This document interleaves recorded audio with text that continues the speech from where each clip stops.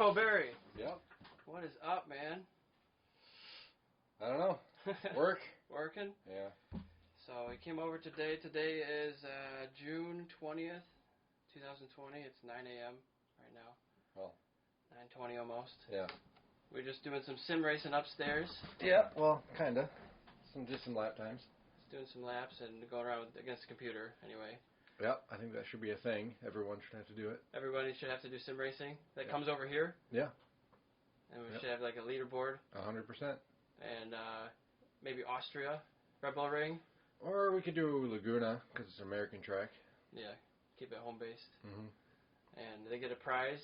Somebody gets a prize at the end of the year, maybe every year. Yeah, mail them something little. I don't know, little winning plaque. I mean, you can buy trophies for $1. If I ship them one of these and just write. Nah, don't do that. That's yours. You earn those. Yeah. You know, I've actually shipped a whole bunch of my old like baseball trophies or hockey trophies. I take off the little plaque that says, you know, Mites first place or whatever it is, and then just shipped out a blank trophy. It's like, I don't need all these. What am I going to do with these? Well, you should keep one. Do you have one? I probably have. Yeah, I probably have one that I can still use. Put a different plaque on it or something. Yeah, could do that. So we're just going to talk for an hour or two today. Wanted to have you over. You're an interesting person in the community and been around the sport bike scene for quite a while. And tactical abilities. Shooting, marksman. Yep. I think you've been a jack of all trades. You did a street sweeper position for a little while. Yeah. I that was probably 6 months. Yeah. During the winter. Yeah. But that was a horrible job. It's an interesting thing to do, though. Yeah. Not many people do that. No, it sucks working nights. Yeah. I won't ever do that again. No. Nope. And what are you doing now? Heat treat. Heat treat. So I flame harden metals by hand. It's a unique trade. There's only like 10 of us in the whole world that do it. Okay. So it's pretty cool. Unique position. Yeah, it's pretty fun to learn it and see all the parts that come in. We do a lot of like prototype military stuff. Okay. So it's kind of cool. And it's 1,000 degrees right in front of your face, or yeah, the torch is like 1,600 degrees. The rock that all the parts are on is like 400 to 500 all day. Okay. So. Gotta be careful. Take safety measures. Don't touch it. Yeah, you can touch it just real quick. Yeah. Just gotta douse your hand in a bucket of water. Right? Nah, that's fine. You get used to it. Yeah. Yeah. Gloves. Okay. And you're riding a pretty cool bike over today. Tell me about that. Yeah, the Suzuki DRZ 400. Just got it. Yeah.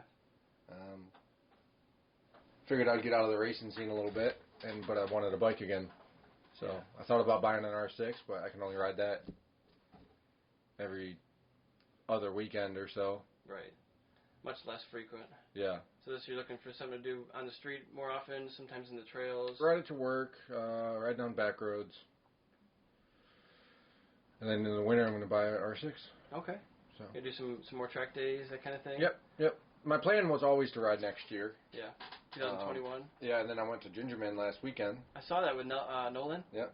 Just went to hang out for a minute. I was there for probably an hour. Was that like an evening track day? No, that was a full track day. I was there in the morning. I got there at like 10. Okay. But it's my plan. Do coaching next year again. The STT, Sport Bike Track Time. Mm-hmm. And just stay up in like Grattan, Gingerman. I want to do Grattan. No, I'm not going to do Gingerman. No, you don't like that one? Too many crashes. You think so? Yeah. It's just, I mean, didn't they repave?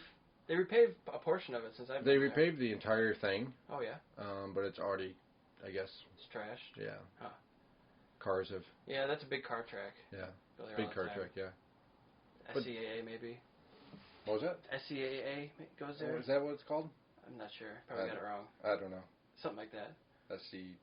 Yeah, I don't know. I don't know anything about car Association of America. Yeah, that's right. Yep. Yeah, I don't know anything about car racing. Okay. The most I know is the sim that we did. Yeah. You know a little bit then. You don't follow like any of the IMSA or Le Mans or Open Wheel. I don't think I've ever watched an entire car race ever in my life. No, just I went to a NASCAR race, so that's not true. Yeah. Been to 2 NASCAR races. Just not drawn to the four wheels? just don't. Yeah, I mean, Formula One's cool. Yeah, the technology. Oh, that's not true. I've been to Belle Isle Grand Prix a bunch. Oh yeah, with the IndyCar. IndyCar, and then they have like the stock car support series behind it. Yeah, I'm sure. So that's pretty cool, I guess. Yeah. See, I just have a passion for racing. It's not. I do too. Just motorcycles for me. Yeah. Like I love motorcycles, and the reason I got into motorcycles over cars was, it seems obvious. It's the money aspect. I mean, it's like a half of a car. Yep. Just 2 wheels instead of 4. But it's just there's no way that I could foreseeably get into behind a car with my own money, unless it's like some beat up Miata maybe that I bought for $2,000. Like, there's no way I could buy a $50,000 car and have a small crash. Oops. You look at racing in general, and it's like, what a waste of money. Holy cow. Yeah, it's wild. Yeah, I've been trying to think for a long time. How do you get motorcycle racing up to a level where it's professional, as in you sign a contract when you become a pro and you make X amount of dollars? How do you get it to that point? Like with soccer or hockey or basketball, you start as a professional making, I think, minimum like $250,000 just to start. Well, they do that because they fill the stadiums. Right. You can have 30,000 people 80 times a year. So the stadium owner has an X amount of money set aside for players. Good players bring in fans. Fans bring in insane amount of money. Where motorcycle racing in America, you go to Motor America, there's like 110 people there. And there's maybe 10, 20 events a season, tops? Like 20 weekends? Yeah, I think this year there's... Less than that. It's 15 or so? Maybe not even 15. Yeah. Which, this is 2020, the year that didn't happen. Yeah. So, I mean, it's June and we're just getting started. Yeah, you can't fault them for that. No. But you look at Moto America, and they charge $75 for pit passes. When you got 8 people there. Right. Why don't you give that stuff away for free? Get more viewers in. Give away pit passes for free and charge $20 a ticket. I bet you would have more money. Yeah. More volume of There'd be more people there. And when TV goes by and they go by the stands and they're full, it brings more attention. But when you go by the stand and there's 8 people there, people are like, what is this? Yeah, nobody's there watching. It's like a club race. Road America gets some people because they do the camping event. Yeah. And they have the track days right afterwards. And I think this one, they're going to have a vintage event at the second Road America. Yeah, that's the one that I'm going to be at. Coming up. Yep. A couple of days or a week or so. It's next week. Next week. Yeah, I'll be there. So, it'd be cool to see. Yep. You've been there before? Yes. You rode there? I've never ridden there. It's a fast one. Yeah. Boring and straight. Yeah. Well, I mean, I don't know if you could say it's boring going 200 miles an hour. It's just not super technical, maybe. You see Cambobier's lap times? Pretty fast. 2:11s? Yeah. It's like car lap times. Imagine a Formula One around there. It'd be a minute something. Minute 30s. Yeah. The IndyCar went there. Yeah. Wonder what times they did. Yeah. I remember years ago, it was the Barber track, and one of the sports cars was going there, probably IMSA, and they were doing 36s. And I was like, I went faster on my motorcycle than they do in their professional cars. I'm like, I feel like I made it somehow. Yeah. Gingerman cars do 35s and 36s. Yeah, I think we were doing low 30s or something like that. Yeah, minute 30. Yeah. So, it's pretty funny. It's like some tracks, they're way faster. Yeah. Like Road America, they're way faster. Depending on the car, obviously. Yeah, it depends, you know. Neon's not going to... Dodge Neon, yeah. It's not going to... Sure. But... The class and what it's got behind the... Yeah, like you get a bunch of Vipers out there, and it's like... Yeah. Okay. I'd like to go to the M1 concourse. Yeah, I've been there a couple times. I would never drive or ride there. It's so dangerous. Yeah. The walls are like 10 feet. Yeah. So it's like... It's not a motorcycle-built track. No. I wouldn't run around a bicycle around that track. So... Yeah. Yeah, I'm a huge fan for more runoff. Yeah. I want every track to have 5 to 10 feet of paved space on both sides of the track. Yeah. What if that was paved? I mean, think about how many crashes that would save just by you went off a little bit. Now you You lost Well, the yeah, front, went down. you go a little deep in the brake section, and you can just stand the bike up and stop instead of stand the bike up, slow down as much as possible, and then you're in the gravel, and you got to go. Hopefully you don't get to the woods. Yeah, it changes your whole race. Yeah. Just for an extra couple of feet. Yep. And people would argue with the cost, or maybe now there's not enough gravel run out. And that's the thing too. You only need it in the brake spot. Yeah. You don't need not it everywhere. No, like going down the middle of the straight. If you go in the grass, you're doing something and wrong. the flag stand. Yeah. Like, what were you looking at? First of all, and you deserve it. Or maybe you're swerving, trying to break a draft or something, and you screwed up. That's a bad screw up. Yeah. Yeah, those front straightaway crashes are gnarly. I saw a couple in the 2008 season I'm watching before they had the brake lever guards. Yeah. People hit swerving. I think it was Simocelli yep. and somebody else swerving on. I think in the Italy straight, Misano maybe.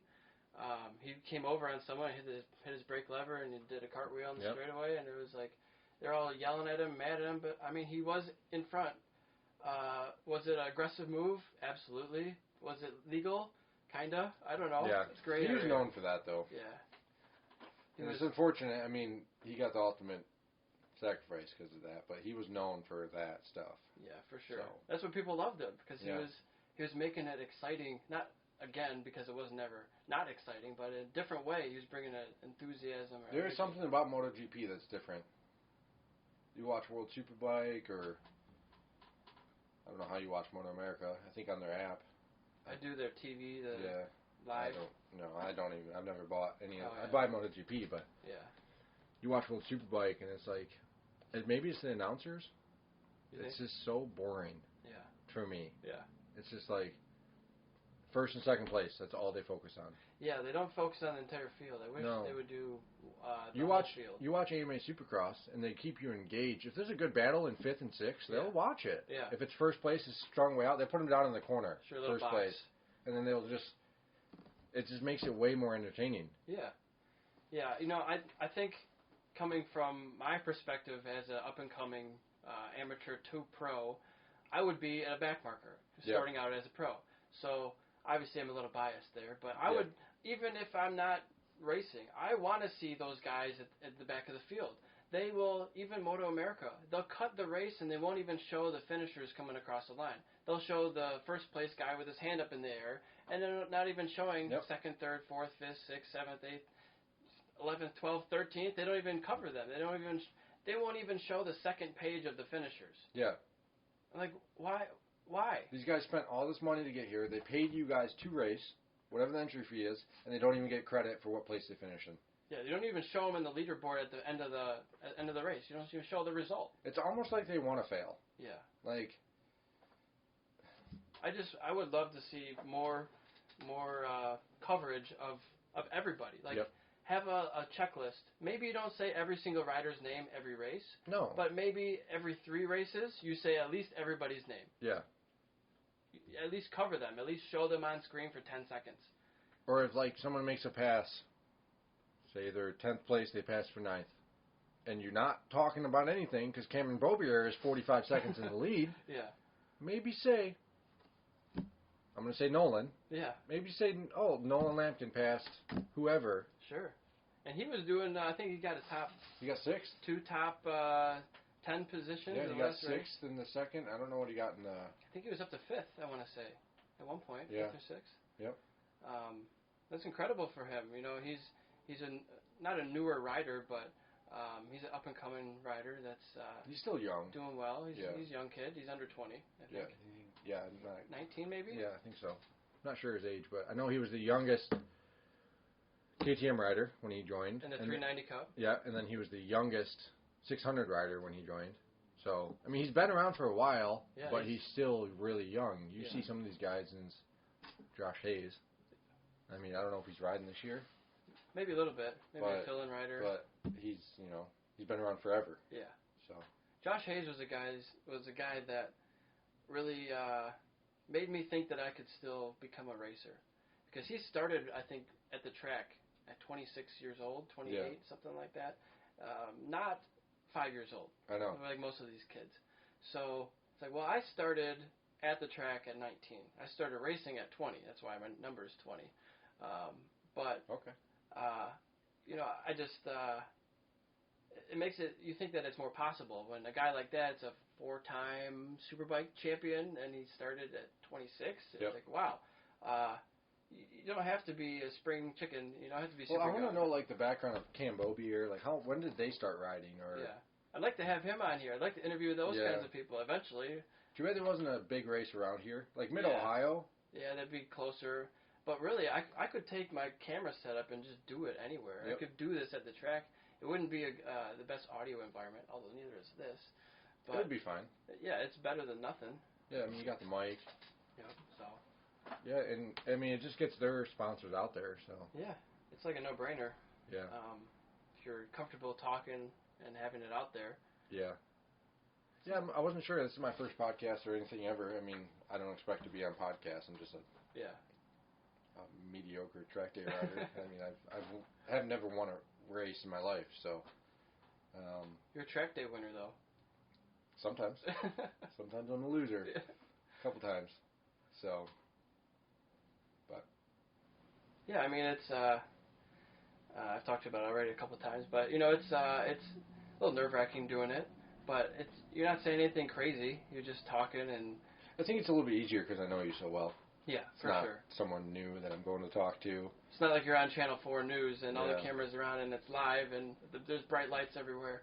Yeah, it's a little different. It's just talking to you about racing, which we do anytime we talk. That's all we talk about, whether it's mountain bike racing or. Yeah, and I've known you since 2012, something like that. 2011, maybe. Something like that. Maybe earlier. When did you start working at the parts store? No idea. I don't know what year it was. No. It doesn't feel like it was that long ago, but it has been. Yeah. Almost 10 years. It's been a while. Yeah. So, yeah, it's been a long time coming. So when was your first bike? When was your first motorcycle? I always had four-wheelers and motorcycles when I was growing up, here and there, but nothing like that I rode, like, it was always bicycles for me. I rode four-wheelers literally my entire life. I don't think four-wheelers translate. Maybe just knowing the braking and learning lines, maybe. Yeah, it's so different. But it was only on, like, four-wheeler trails. I never raced, and it was a work quad. It wasn't a race quad. But I watched Supercross from when I was 2 years old. Me and my dad went to every Supercross race, which bummer. In Detroit? Detroit didn't happen. First year we've missed Supercross since I've been 2. Wow. First year. It's a good run, though. Yeah. We almost flew out to Salt Lake City. Just to see one? But there's no fans. Yeah. So, I mean, pointless to go out there. Fly out there and just watch it in your hotel room. Yeah. So, hopefully next year, COVID won't happen because it's not an election year. So, we'll be fine. You got to go see Toon next year. Yeah. We did that once. We did Indy and Detroit. Back-to-back weekends. Fairly close. Yeah. 6 hours. Yeah. It's not bad. Yeah. 2's the way to do it. 1's just too fast. We go from gates open to close. We get kicked out. They tell us we have to leave. So you get there what time in the morning? 9. 9 in the morning. Leave at whenever they tell you to leave. Midnight. Yeah. 1-ish. Yeah. You get your money's worth. Yep. Every year we do that. So I'm surprised since you follow Supercross, or is it motocross? Supercross and motocross. Motocross is outdoor. Yep. So Supercross so much, you don't ride Supercross. Although you just came over on a dirt bike, so I can't say that. Yeah. Well, it's kind of a dirt bike. It's an on-off. It's got knobby tires though, right? Yeah, but it's not a motocross bike. Doesn't have the suspension for it. It does. Yeah. It is a motocross bike, but it's heavy. Yeah. Because it's made for the road, so they're just. It's not a race bike. No. Motocross is really expensive. Yeah. You know, you got to have a new bike like every other year. It's not. Well, so is road racing. You got into road racing over. I can go ride a 2003 R6 just as fast as a 2015 R6. Yeah. I'm not that. I mean, you put like Cambo Beer. I hate to say his name, but he's the one. In the U.S., he's the top guy. Yeah, you put him on a brand new R6 versus like an 03 R6. Sure, he's gonna go faster in the brand new one. Yeah. Not me though. I don't know. Yeah. It's just I'll go the same mediocre speed. Right. So, and with a motocross bike, if I go buy a 2003 Kawasaki 250, that ain't gonna do anything to a new Kawasaki 450. It's just so much drastically different. So much lighter, so much better. Everything's better. Yeah. And you know, dirt bikes nowadays cost $10,000. Yeah. I don't want anything to do with that. So, as much as I would love to ride motocross, more of an expense thing. Yep. Time, expense. Yeah. I feel like there's sometimes more injuries with motocross. A lot more. Because you stick instead of slide. Yep. You tear knees apart. Yep. ACLs. Yep. Broken legs. Mm-hmm. Big jumps. I'm not a huge fan of big jumps. No, I'm not either. It scares me because I'm not around that scene. I've just never done it. I'm not used to that. Yeah, big jumps are no fun for me. I like watching it, but where road racing, people are like, oh, that's crazy. It's not. Road racing is... You're on flat ground. Well, I mean, you're going up and down elevation, but you're not normally jumping. There are jumps. And they're like, oh, you crash at 160. No, you don't. If you do, that's a problem. Like, what did you do? Right. That's not common. No, you crash at 30, 40, 50. I've crashed at 100 a couple times. times. I have too, at Gingerman. Yeah. But... Rain. Yeah. I was fine. Yeah. Luckily, I broke my collarbone. Yeah, the faster ones, normally I've been fine. There's only been one that was bad. And it's the slow ones when you hit and stop right away. Right? Those are the bad ones. Pivot. Yep. But, yeah. So you got into four-wheelers a lot, and I transitioned. When did you get into the sport bike scene? 2008. 2008? I bought a brand new 2008 CBR 600 off the showroom. Yeah. My buddy had one in high school. Went Honda. Yep. He had a Honda. I liked it, so I bought a Honda. Sure. I rode on the street for 2 or 3 years. Never thought about the racetrack. I rode in. I always had good racing boots and like good leathers. I always had good gear. You're wearing a squid. Yeah. I see that now. I'm not wearing a jacket, but you got a full face helmet on. You got goggles. Nice boots. Nice gloves. You got the Super Tex. Yeah, Super Tech R's. So I've always worn good gear, but I never really paid attention to the racing. I thought I wasn't in my reach. I thought that it was way more expensive than it was. Yeah. Like riding on the track's really not that expensive. You could do it a couple times a year for under $1,000. Yeah. And then one day I did a track day, and then it was all over. I sold that bike. I did 2 track days on that bike. I did 20,000 miles on the street, and then I did a track day. And after that track day, it was over. Yeah. All the street riding, it's like it doesn't matter anymore. Nope. It's not even fun. Yeah. It's so different. Yep. I mean, there's no cops. There's no minivans. There's no sand.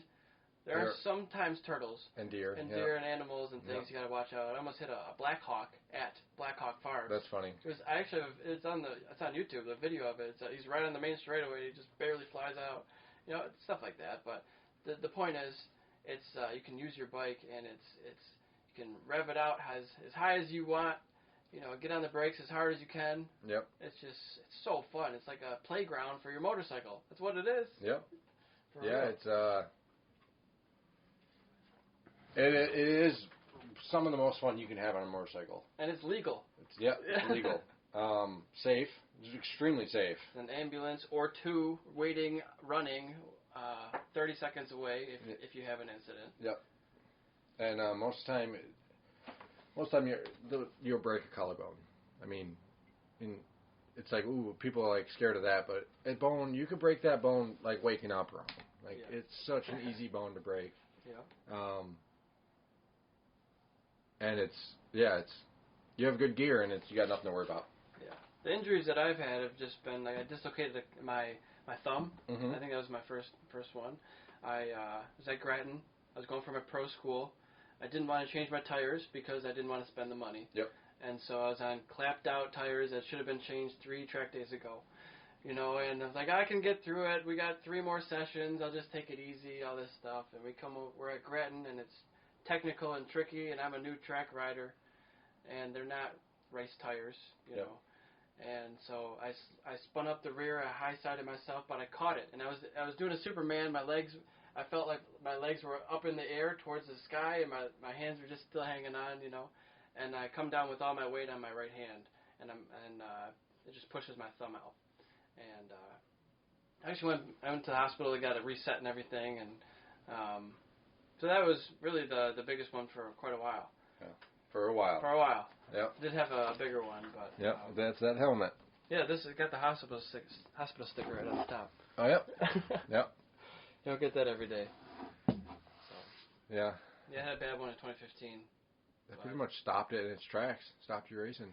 Yeah, it wasn't the crash that stopped it. It was really the money aspect, because I just bought a brand new Triumph, 0 miles, and never even been on the street, track only, straight from the showroom, and it was built. It had everything you need. It was a pro race bike, ready to go, and I can't believe how much better the braking was on that bike, the full Brembo braking, and the slipper clutch was just so much better than the Kawasaki. Because the Kawasaki, you can see the videos that I have on there, it's just bouncing all over the place and just hopping, because it didn't have a slipper clutch. And it's just so much smoother. And I got down to within 1/100th of my fastest lap time on the Triumph within 1 weekend on it.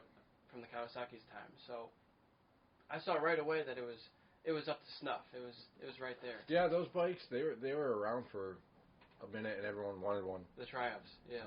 And then Triumph stopped making them, but yeah, I never had a good bike ever. My fastest bike was a 2003 R6 that I rode for 5 years, probably, on the track. A lot of track miles. Yep, and I completely totaled it. Yeah. Benjamin just threw it away pretty much. What turn? I don't even know what turn that is. The back. Is it carousel? Yeah, the back. I crashed there too. Yeah. Yep. That was my first crash, I think. Yeah, I went in there and my brakes just didn't work. They were like rock solid. So I went off into the grass and then high-sided. I downshifted, and as soon as I hit the grass, I high-sided and just started cartwheeling. Yeah, that's a bad runoff. It was very bumpy for me, and I basically high-sided myself too. It got and that's sideways. A fast corner. It is. You don't realize how fast you're going. You're coming out of that. Long. You're coming out of that corner before it in fourth gear. Yeah. Just 120, 130, wide open. maybe. Yeah. Yeah, that's a fun one. I like that section there. It's a tricky one. Yeah. Downhill, braking. I thought about going there because every time I've gone there, I've crashed. I've never came out. Every time. I've never came out of that weekend without a crash. Yeah. I thought about going there, doing one slow lap, and leaving. Just to get rid of that mojo. Yeah. Well, you just got to go there with a different mentality. Say, I don't care what happens this weekend. My whole goal is just to not crash. I've gone and I only coach novice and I crashed. Yeah. Why do you think that is? I was following a student, and there was oil on the track. Oh. And he tucked the front, and I tucked the front in turn 2. Yeah. That's not something you can control. My visor was up. My hand was. I was going. We were going like 4 miles an hour. My bike didn't make it off the track. Oh man. Stop. I'm like, what are the chances? It's no fun. At least it wasn't a big damage. Well, the very next session is when I totaled my bike. Yeah. So. It was from part of the oil. Yeah. Who knows? So. Yeah, Gingerman's a fun track for me. That was the track that I got bumped up from novice to intermediate. Okay.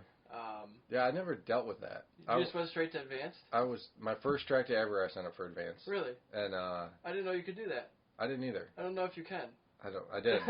And you must have proved somehow that you were good enough. I just signed up for it online. Oh, they didn't have like any requirements? No.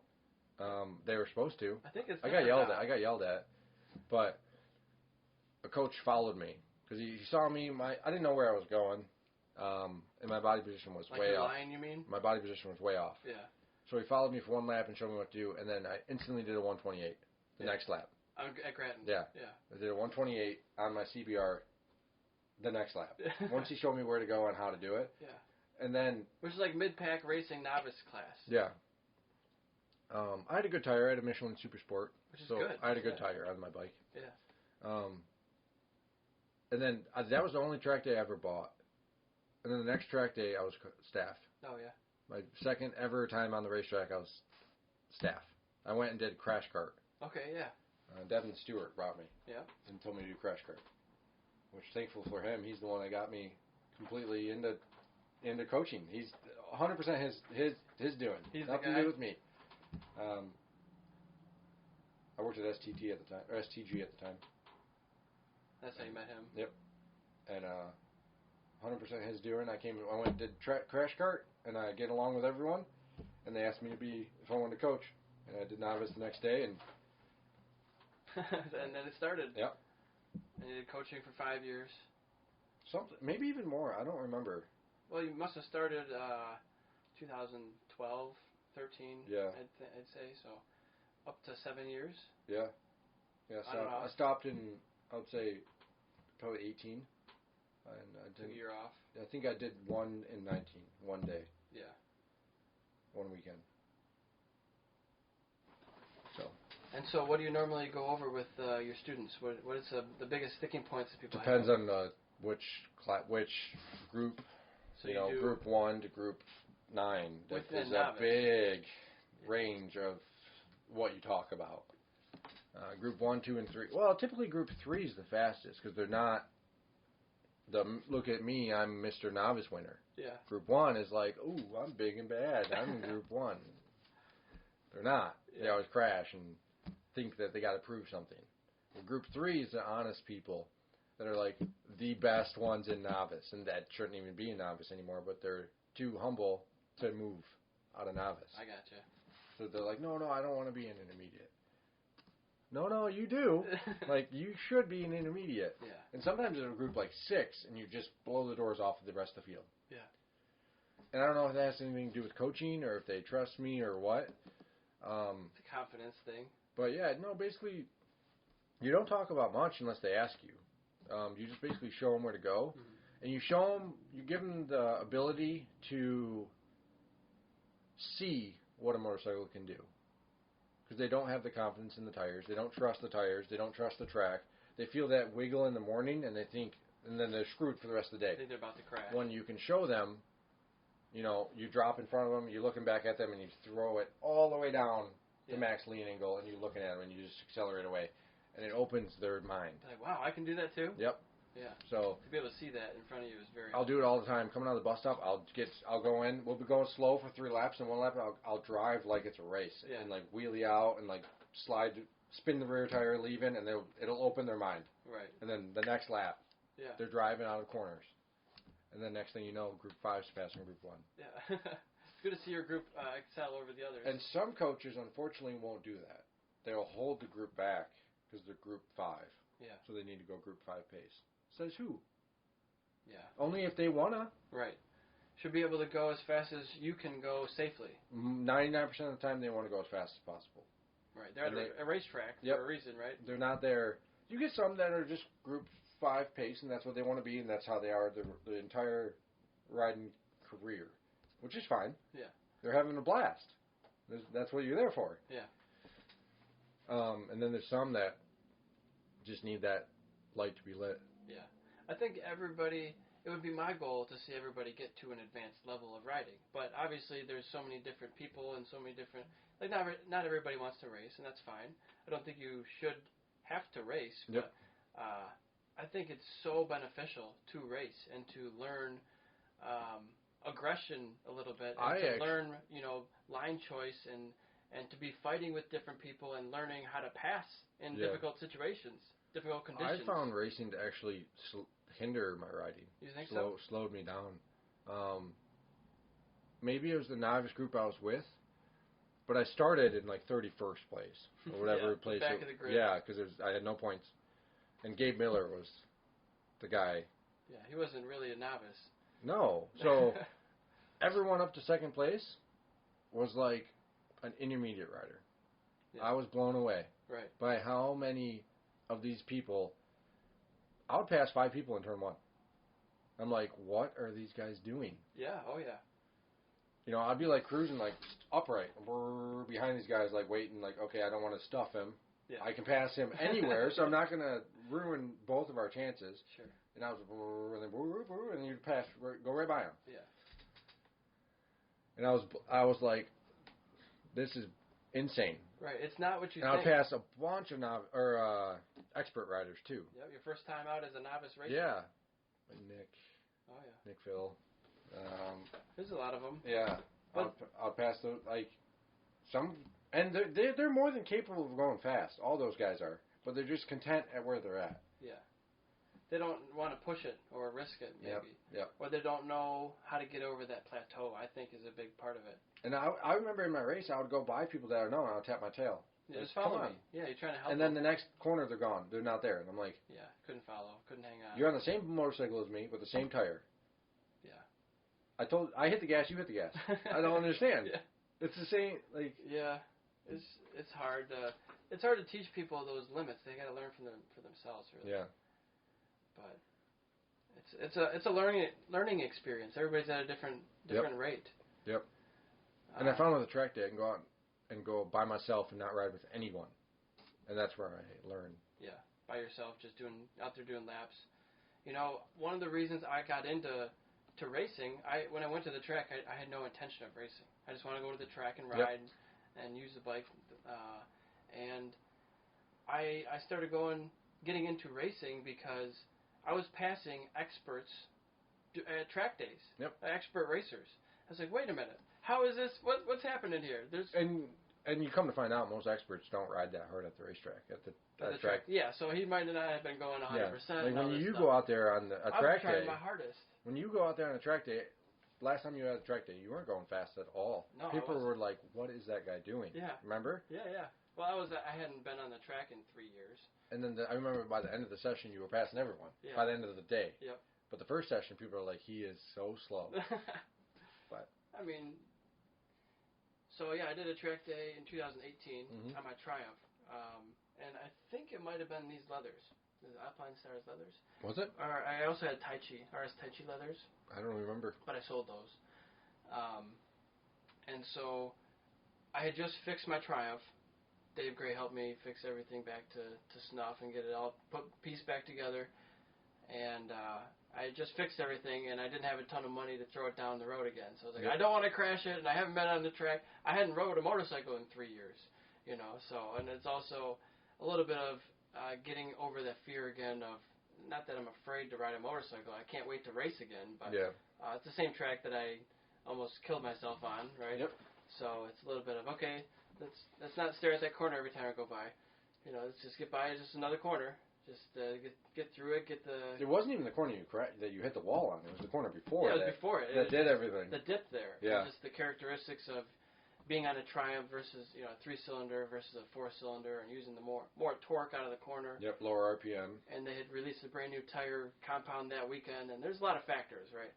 And me just becoming a professional and saying, okay, well now I gotta act as a pro and go as fast as possible. So there's more pressure I'm putting on myself. So yeah, it all culminated to be a bad crash, but great bike, man. That Triumph, the characteristics are so different.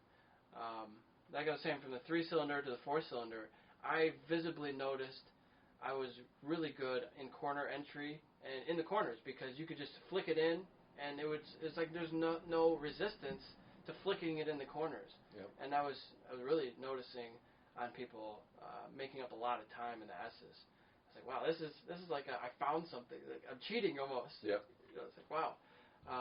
It'd be interesting to get on like a Ducati and see the power difference, and to feel like you're cheating that way, because they're just so different. Yeah, I noticed that with I had an 09 or 06 for a while, a year or two. I sold it. That felt sluggish and slow compared to my 03 or 06. My 03 or 06 was super snappy and fast because the suspension was set up, it was lifted, it was set up right. Where the 09 was stock. Yeah. That's probably what you felt on your Cowie. Sure, it had suspension, but it wasn't really. I don't think it was set up for you. Not properly. Then you never clicked anything. I did a couple of times, so I didn't really start messing with any dials until 2014.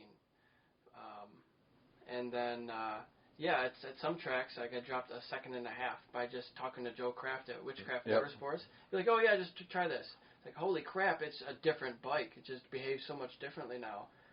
And yeah, imagine if you have that guy in your arsenal every day to talk to and just pick his brain on. I rode for probably 3 years, and every time I would go fast, the bike tried to kill me. Yeah. Every time. And I thought that's just how it was. I just rode it and whatever, like, oh, that was a close call. Oh, and I never crashed. That was a close call. That like was saving moments and having high side almost. I would come back on the straight and everyone would be clapping because they would see me in the S's almost die. Right. And once a weekend they would come by and everyone would be clapping and they'd come up and talk to me. How did you save that? Yeah. It became a normal thing. And I went and talked to Richard Harris. I said, dude, this thing's going to kill me. Like, what do we need to do? And he's like, well, first of all, your suspension's way wrong. It was set up. It wasn't even good. Yeah. So he did everything for me. He asked me what the bike's doing. I went out, and I can't believe the difference that thing made. Oh, yeah. It didn't try to kill me. Yep. And then I crashed. Yeah. It's so funny. Yeah. You get a good bike set up, and then you'll crash. But you get a bike that doesn't work. You got to ride around it. And you'll ride it for 3 years and never crash. And you get a bike set up, and you'll do something stupid and crash. Sometimes you get complacent, or you stop thinking about the fundamentals. And it's funny, too. It was on the slowdown lap, and I tucked the front. Oh. And it was just going boo into the bus stop, and yeah. I wasn't even really trail braking. It was so weird. Yeah. I think one of the, if someone's going to the track for the first time, I think the best thing that they can do, other than like safety wire and taking your lights off and your turn signals, is get to the track, and a lot of times they'll have a suspension technician on site. Yep. Right, like Ken Hall used to be the guy at a lot of the events. Now he's doing the Moto America stuff. He's so good at it. But he did my suspension. He was the first guy to touch anything and to set my sag properly and to actually get on the bike. And I think he just refreshed it. He refreshed everything. And my suspension had never been touched for years since it was bought, And he did mine at Gingerman, one of the first track days I ever did. And that went from being clunky, I can kind of ride this around the track and it's okay, to being, holy crap, I can drag my knee no problem almost every corner now, and I'm starting to feel like this is fun to ride. It changed the characteristics of it a lot for me. And he didn't really tune any knobs. He just, set the sag and the basic stuff. Yep. That's probably the biggest help, other than getting new tires. And trusting the tire. Yeah, trusting the tire. I can't tell you how many times a student would come in and say, I can't go any faster, the tire's going to slip. And, Eric, we are doing 15 miles an hour through turn 2. Yeah. No joke. Like, I'm in first gear and I pulled in my clutch. Yeah. Like, try to slow down even more. And you don't want to be mean. Yeah. And tell them they're on a power or super sport. And tell them, like, you don't know. That's, like, and they won't go any faster for the rest of the day. Right. It'll scare them. They'll hit a rubber seal and it'll move, and they think they tucked the front when they didn't. People, if you just trust, you have no idea what those tires can do. You could have the most stock bike with a stock tire on it, and that thing would be, put it in your hands or my hands, and you'd be blown away what you can do on that tire. Oh, yeah. And that's the thing people have got to understand is you got to just trust the tire. And set the tire pressure, and you have nothing to worry about. Yeah. You'll be so funny how you'll lean and you'll go right on the inside of the track and go crash on the inside of the track. You won't tuck it and fall like you think you will. Yeah. And I found that just being around other riders and seeing them being able to do that, it's like, well, he's doing it, why can't I do that? Is extremely helpful. And just to talk to people, ask questions, it might feel bad. It might give you a certain feeling, but that feeling might not mean anything. Yeah. Right? Like that little squiggle over the sealer patch, that's not something you really got to worry about too much, because that's just how it feels going over that. I know. You got to get used to that. Yeah. And it's getting over those, okay, this is a downhill section, I feel like I should be braking just because of the nature of it, but you actually should be getting back on the gas. Like gratting backwards. Like the counterintuitive things, like counter steering. If you want to go this way, go the opposite way, right? Yep. Those things are sometimes hard to get over, but once you understand them, it's easier to do it. Yep. And people need to stop worrying about dragging knees so much. Yeah. If when you get faster, you start dragging knee less. Cause I start picking my knees up, and I've been using the rain pucks. Yep. See, I got the huge That's rain what I pucks. use too. Because I like to pick my knees up more. It's like a tool to help me remember, pick up your knees more. Well, if you watch any of the pros, they're not just like they have like the Alpine Star knee pucks that last one corner. Right. Yeah. They're not dragging. They just touch real quick. Yep. And it's like a feeler gauge. They're just tapping it on the ground. Yeah, you're not trying to grind your knee puck off. No, it's not a point of holding the bike up. Sometimes it can be if you need to, but that's not what it's for. No. It's really just a feeler, so how much more can I lean? Where is the ground? Yep. In relation to I used to get to the point where I would use my elbows. My knees wouldn't even be touching. My elbows would be dragging. Yeah, so you're an elbow dragger then. Yeah. I've never dragged my elbow while I was still on the bike. Yeah, I would find my lean angle with my elbow. Yeah. Like I would feel it with my knee down, and then my elbow would go outside of my knee. Yeah. My knee wouldn't even be touching. My elbow would be touching. You know, I think what's really good about that is the screwdriver grip that you have to develop to be able to put your arm in that position. I just never was an elbows out kind of guy. Yep. Your elbows in. I was always further inward, and I would always try to put my elbow like in the front of my knee. That's my knee would be in right here in this little channel. Okay. Like I'd be way out. Yeah. But there's just so many different styles. Yep. For a while, I had a little bit of a helper tool that I made a foam.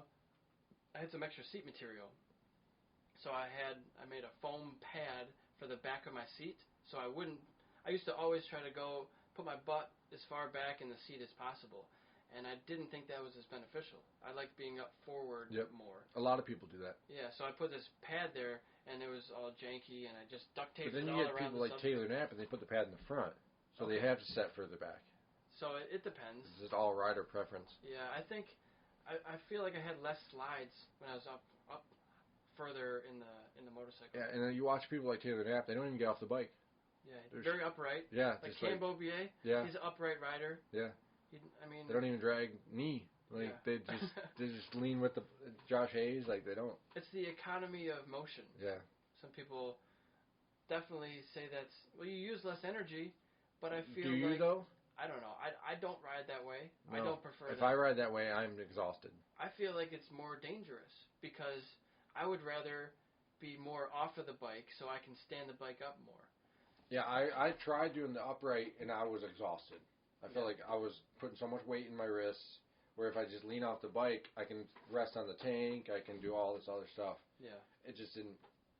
There's no right way to ride a bike and there's no wrong way to ride a bike. Yeah. It's different for everybody, but there are some good tools and tips. Yeah, I mean, if you don't move your butt, you're going to be you in have trouble. to do that. Yeah. I usually get half of your cheek off. Yep. Right? Yeah, there's a nice divider line that's built in. Yeah. It's pretty cool. Yeah, and I rode the Deals Gap, and that kind of changed my mindset on track riding, because I did a track day, and then I did Deals Gap, and then I did track day again. And usually, when you're setting up for corners, I'm like, I got to set up for the corner 600 feet in advance, and at the Deals Gap, it's just corner, corner, corner, corner, corner. Yep. You can't wait and sit and make sure your weight is all perfectly in line.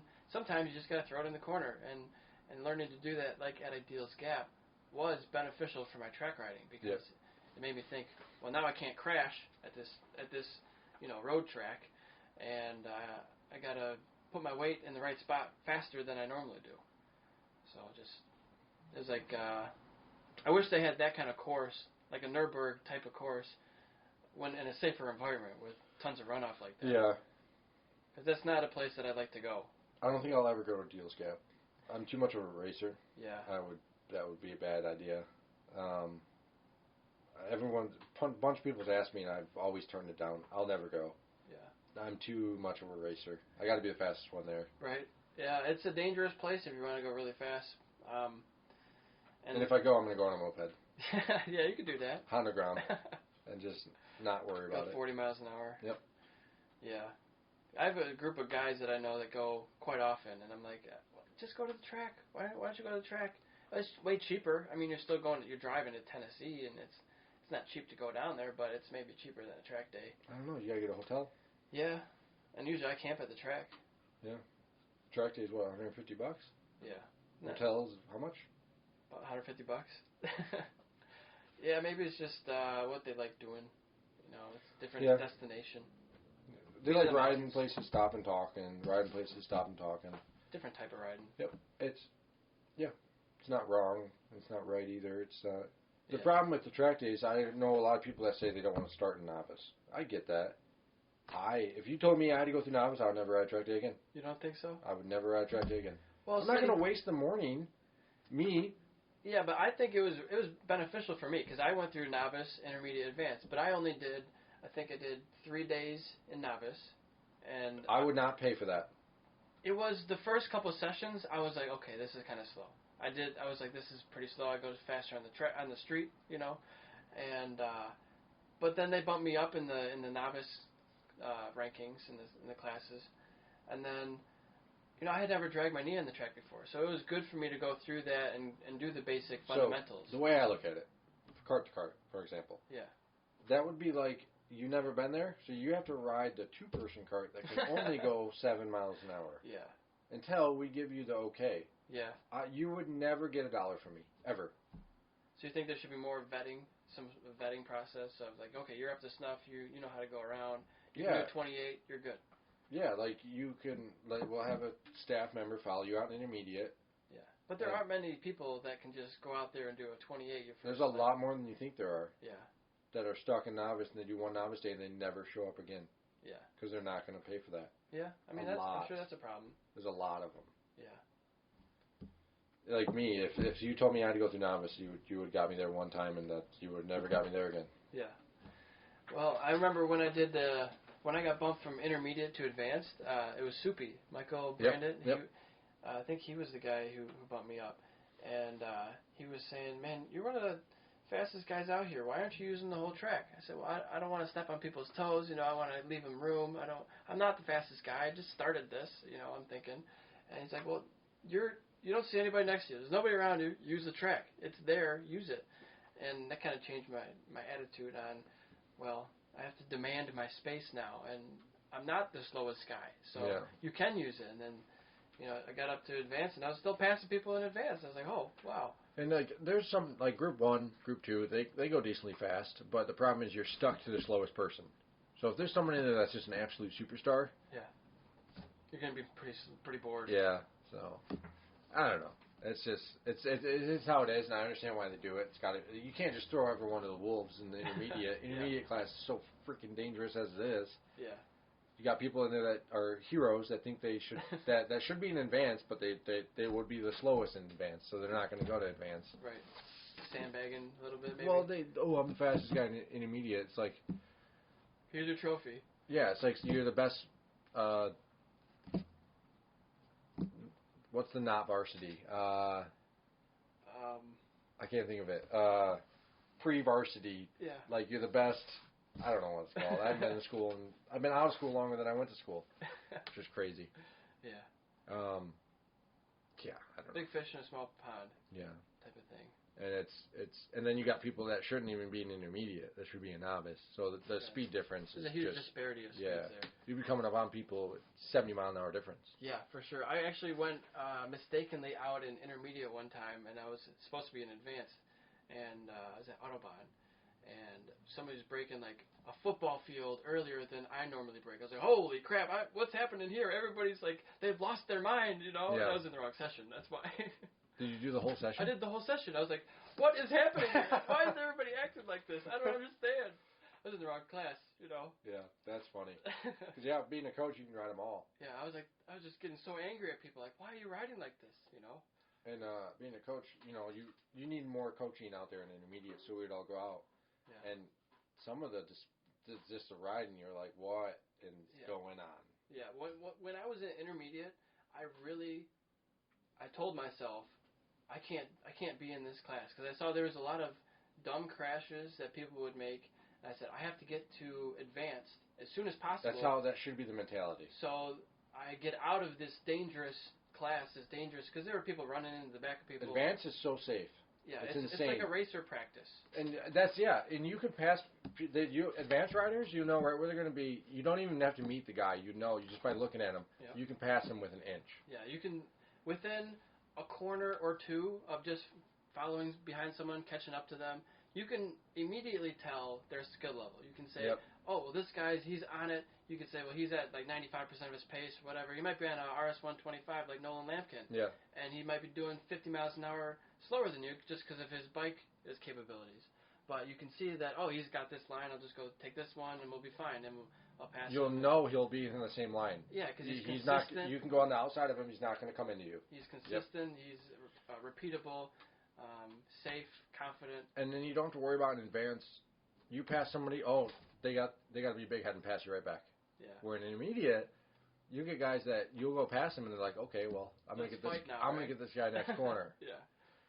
And I've set up. I can't tell you how many people I've set up, and they just go straight into the grass. Yeah. Because I set them up because I knew they were going to do it. Yeah. And so you just brake super hard, and they think they got to brake super hard, but you brake early. So they go blowing by you because they only use the rear brake. Yeah. So you're a front braker? I'm both. Both? You use both? Yep. Big time. What would be your percentages, you would think? Oh, it's like 90-10, but because the rear brake just locks up. Yeah, there's no... But I use the rear brake almost every single corner. Yep. And what about right-hand corners? How do you get... you use a different foot position for using the rear brake? No. No, I can use it just fine. Yeah. Heel, like, angle in your foot. Yeah. And use the rear brake. It's no problem at all. Okay. And would you ever use a thumb brake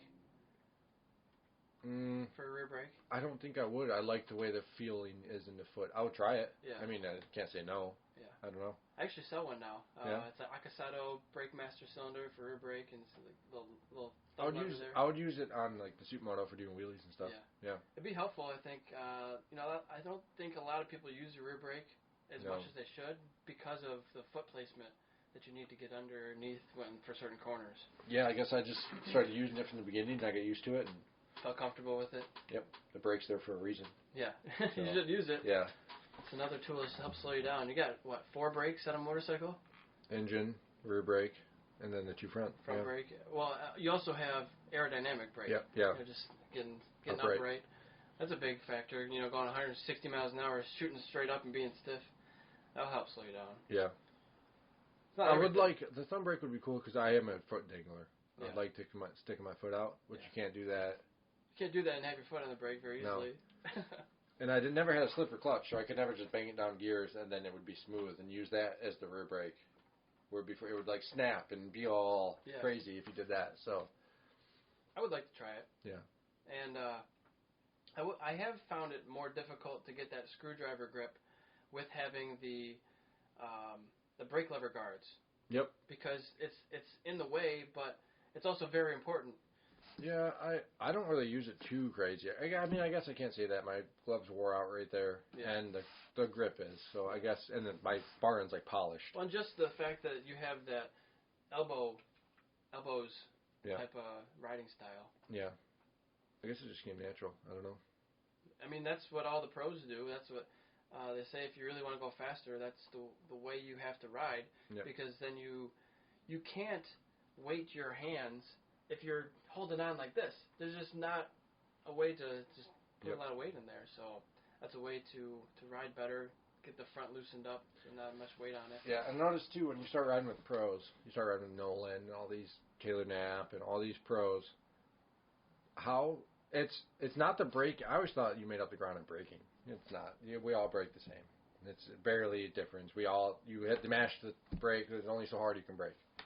It's how soon they get on the gas that makes the difference, and how hard. I don't know how they do it sometimes. I'm like, whoop, spins up, whoop, spins up. I'm like, and they're full throttle. They never let off. Yeah. Well, it's just like when you start riding, you have all these moments you think are big. Yep. Well, it's the same thing for them. You just progress, and the more moments you can make, not moments anymore. Yeah. The faster you go. So Taylor Knapp told me, I was following him for about a half lap.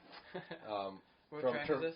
Grattan. From turn 1 to the bowl into the sweeper. Yeah. I don't know what turn that is. Turn 9. Turn 8 or something. Yeah. I was right with him. He couldn't pull on me, and he was on 1,000. I was on my 600. Because there's not very many spots that are hard. It's pretty easy through there. Yeah. Which is weird to say. It's not, but it is. Yeah. And then from there in the sweeper, he's on a 2017 or 16 ZX6R, brand new, built, or ZX10R. Sorry, 1,000. He went full throttle. He left the corner in second gear, complete 100% throttle all the way to the bus stop on 1,000. Wow. I can't do that in 600. Could you do that? Complete 100% throttle, shifting all the way. No. You always roll, yeah. Right? Yeah. And I was like, how do you do that? He said he went. Well, he's and got just hung on. He's got electronics though, right? It don't matter. He's on 1,000. Yeah. Down the hill and all that. All the way, just a big black line the whole way. And that's the difference. Yeah, it's the balls there. Yeah, I don't. I've heard stories of, I want to say, Nikki Hayden coming to Grattan and doing... in like 2003 or something. Missing the corner from after the jump, like two laps. His first 2 laps in a row, he missed the track. Yep. And the third lap, he did like a ridiculous 19 or something. I don't know. Yeah. Some really fast time. But it's like they just have a different mentality. All of us mortals, we all go from 0 up incrementally to 100, and they go, well, we already know where 100 is, so let's just go to 100 and ratchet back from there, and hopefully then we make the corner. Yeah. It's just a completely different mentality. Yeah, it's like they can do one sighting lap, and then they're at 100. Yep, they know what it is already, or they'll go out. Which I was getting there, but it would take like a session. Yeah, maybe session. Just the confidence, and I don't have the money to throw away a bike either. Yeah, that's a big factor.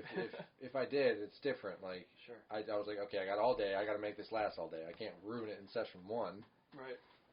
So maybe that's the difference. Yeah, it helps. I mean, if you got an entire crew and 6 mechanics and if I have a crew that says go out there, crash a bike, or rebuild it, ABC bikes, maybe session 1 I would be going really fast. Yeah. Yeah, and getting paid to do it. Yep.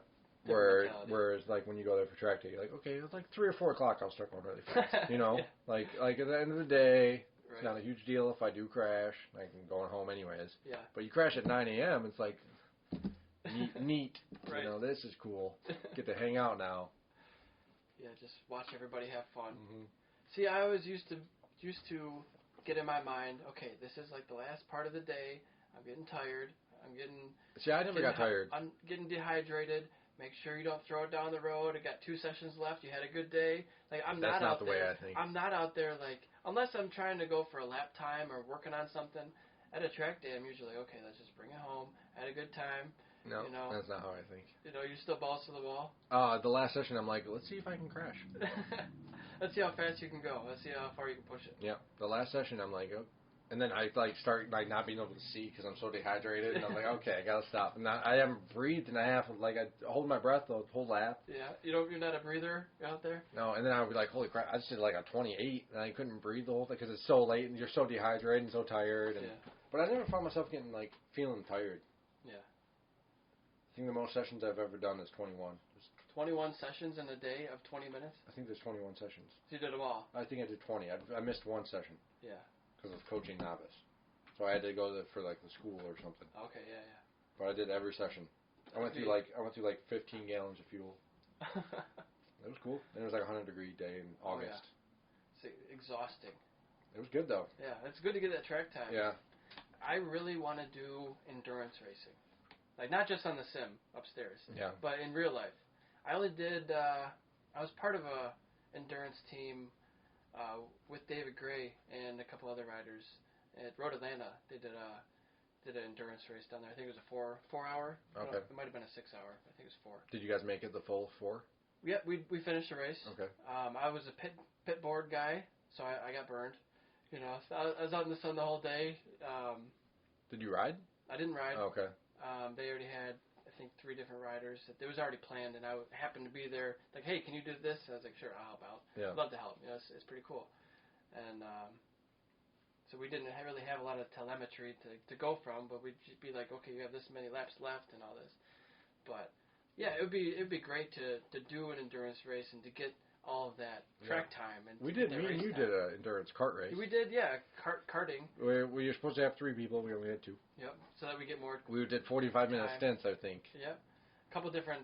We switched a couple different times, I think. Yeah, because there was a 3-hour race. We did 45 minutes on, 45 minutes. So we each got to go twice. Yeah. And I believe you started, or did I start? I think we did it twice. Didn't we do it more than once? I don't know. Because I think the first time we did it, I had brought brand new gloves. Do you remember that? They're brand new race gloves that were not broken in at all. And after the first half hour, I was like, I can't hold on to the wheel. I can't move my hands anymore because I know one of them you got blue flagged and you were in the lead and you threw a fit. Yeah. Which you should have. Yeah. The guy was faster than you, but that's not how it works in racing. You don't just they slowed your cart down. Remember? Yep. They pressed the button and. That's bullshit. That's stupid. It makes me never want to go there again. They don't. It's not a. It's not really a high-end racing place. No. It's like a arcade type of place. You know, they're not shifter carts. Yeah. It's not high stakes. I would like to do shifter carts. I would love to do that. Yeah, that would be a lot of fun. I've done the track at Pittsburgh, United States Pro Kart Series track. Yep. They do a big endurance race there. Yeah, and they do like a 12-hour. I've done a bunch of races at that kart track and at the old Beaver Run motorcycle track. But yeah, that's a blast. There was a guy I raced with, Eric Schmidt, who was big into karts. Okay. He did some wear racing as well. But yeah, he was always a little faster in the karts, I think. Yeah. But it all helps. You know, if you do one thing, it helps that. Karts are different. The line's different, and the wide openness is different. It's about the same lap times from karts to bikes because they're so low weight to power ratio. Yep. And they say if you can go fast in a kart, you can go fast in a car. Or it's the closest thing to being in a Formula One car. Yeah. I mean, it's a little slower. A lot slower. Yeah, a lot slower. But yeah, I've looked into the pricing of that. It's like the same as getting into motorcycle racing. I like motorcycle racing more. Yeah. I would. I almost feel like it's safer. I don't know. I think you're not stuck in the cart if it flips. I'd probably say karting is safer. Yeah. I've seen a bunch of incidents that you can flip and now you're on your head. There's no roll cage in a cart. Or there's sometimes people go up on top of other carts. Yeah, that happens. Yeah. But I think you're going. I mean, you still can go like 120 miles an hour in those things. You're not going slow. No. Same lap times, right? Yeah. But I think it's a little safer somehow. Yeah, I don't know. I haven't been into that field as much, but I have aspirations of being kart racing. I think I could do professional kart racing. There's no reason. It's just a money thing. Yep. So how do I find the right sponsor to get me into that? And how do you start out with getting? I mean, you just start out like anything. Yep. You got to get into it. You got to. The most expensive time is getting started. Yeah, and how do you tame all these aspirations? I want to get back into motorcycle racing and do car racing and kart. Yeah, you almost have to pick one. Yeah. So for a while I picked motorcycle racing. And maybe in a year or two I hope to get back into it. Yeah. I've thought about getting like a 400. Getting a Kawasaki 400. Doing that, or I mean, the mountain bike stuff I think is actually canceled this year. I know it is. Yeah. So I posted something about that, yep. and so I wasn't sure at first if there would be races but no points. Right. It wasn't very clear, or just no races at all. I can't believe they're not doing time trials. Yeah, I mean, I've even saw some people say for the mountain bike, you don't have to all be there at the same time. We all have GPS. I know. Why don't you say... You have a 24-hour window. Or even a month. Say a month. Everybody we'll tape it off, we'll make it official for this next month, this is the trail. You have a month to do it, and if you stray from the GPS, you're disqualified. Yeah. Go do your time. You get 2 tries. Or 1 try, whatever. Yep. Your best lap. And you could do it in a 24-hour window because then it's going to be a pain to keep tape up for a month. Yeah. With other people there. But you could do a 24-hour window. That's time trial, like you said, GPS, all that. Everyone has Strava. Yeah. Pretty much everybody who's racing. Yeah. But it's a good way to do it. Yeah. But then, I mean, they're not getting their entry fees, so they can't do that. I mean, make it $10 entry. People it's already buy a volunteer organization. Yeah. So, who knows? I don't know. It's kind of frustrating. I don't know if I'll be able. I got to do some racing. I mean, still doing sim racing, but it's not really the same. No. I'm gonna get a 50cc dirt bike. Yeah, you do it that way. And do the street race, do the street tires, and they do the cart. And cart to cart. Yep. I'm 100% doing that this year. Yeah. See, my big thing is I'm saving up for a truck. Okay. My truck, I mean, it doesn't have that many miles on it, but it's 124,000. It's nothing. It's nothing, but I've never had a vehicle with this many miles, so it's like, okay, I got to start thinking about saving up for a new truck. No, you don't. You do not. That thing will probably run to 250. Yeah, maybe. It will. So my car's got 200 on it. So I'm saving up for a truck. I don't know when, but that's the next major purchase, and then maybe think about a trailer, and then a bike, right? And then you have a little trailer. Yeah, but I want to sell that trailer. It's my open harbor freight trailer I built myself is for sale on ericswanracing.com, shopesr.com. Go buy it right now. It won't ship to your house because it's a trailer. You can come pick it up though. Yeah. But I don't want to have, when I get back into racing, I don't want to have an open trailer. Okay. You can use the truck bed. What a pain in the ass having an open trailer, and every time you get to the track and it's raining, all your stuff is wet. All your stuff has bugs on it that you just cleaned from when you left your garage at home, and it's just it's not ideal. So when I get back into it, I want to do it a little bit better. Yeah. A little bit. I want to have somebody come to the track with me every time. How great would that be? Yeah. Like somebody at least there to put on your tire warmers or to help put fuel in the bike and drive. Sometimes races are back to back. Oh yeah. It's a pain. And it was always hard to find someone to come, and nobody wants to drive 6 hours just to help you work on your bike. So you got to pay them, and it's hard to do that when you got no money to get to the track in the first place. Yep. But it really, really helps having someone there. Yep. You've been there helping me out a bunch of times, usually riding yourself too. Yeah, it's nice. It's hard to. Grattan's easy. It's only 2 hours. Right. And like when I go do the stuff at Nolan, I'm getting paid for it. Yeah. So they take care of me. That's nothing nice. crazy, but they pay for a hotel and they just, $300 goes a long ways. That's a nice amount of chunk of change. Yeah. So, And a hotel. Yeah. I would almost always just camp there because there's no money. Yeah. Right? Camped in the snow one time. Yep. So, but I mean, they got a big budget. It's a pro team. It's like you don't go race pro with. You make sure you got a budget set aside for it. You don't just go on a whim. Yeah, they're a season entry. Yeah, they've been a season entry since they've started. In 2015 when Moto America began, I think. 390 Cup? Yeah, he was 15 or 16? Yeah. Inaugural year? Yep. So he probably never raced the old AMA then. No, he didn't. He got in with the new crew. Mm-hmm. It's kind of a fresh start. It's a pretty cool organization. I just wish that there was more people there. Like I said, They got at the events. They got to make it cheaper. Yeah. They got to make it $20 entry, and you can just go to the pits and yeah. make the pit lane accessible more money. Yeah. But like the pits themselves, not. So have an upcharge if you want more. If you want to get in the pit lane and get autographs and stuff like that. Yeah. They charge not $50. Yeah. You got 2 kids and you got to spend $100 plus $50 on you. Yeah, it's a lot. Like, who's gonna spend $150? Very select amount of people. But if you got $20, everyone's gonna. Sure, $20. Sure, no big deal. Get a memorable autograph you're gonna have on your wall for the next decade. Yep. Right. I got a bunch of posters like that. They're cool to see. It's cool to hang on to and see this person progress. I want to have up and comers on here, young kids, guys like Damien Chigaloff, or even like Rocco Landers, like those kids. Those kids are going places. Yeah. I mean, Damien, he's already gone places. He's in what, Italy right now or something? I'm not sure. I think he's doing the international series. Okay. Over there again. He's going back. I'm not sure if he's still doing races in the Moto America. He was.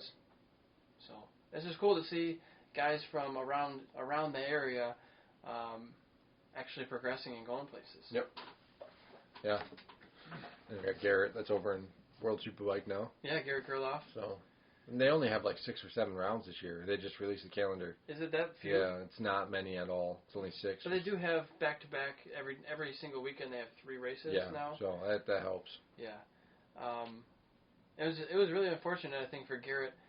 He had a pretty decent showing at Phillip Island. You know what's super unfortunate? Joe Roberts. Yeah. Well, yeah, he was at the top almost. He got 4th place at Qatar. He qualified on pole. Qualified on pole position, first time for an American in how long? And it's an American race team.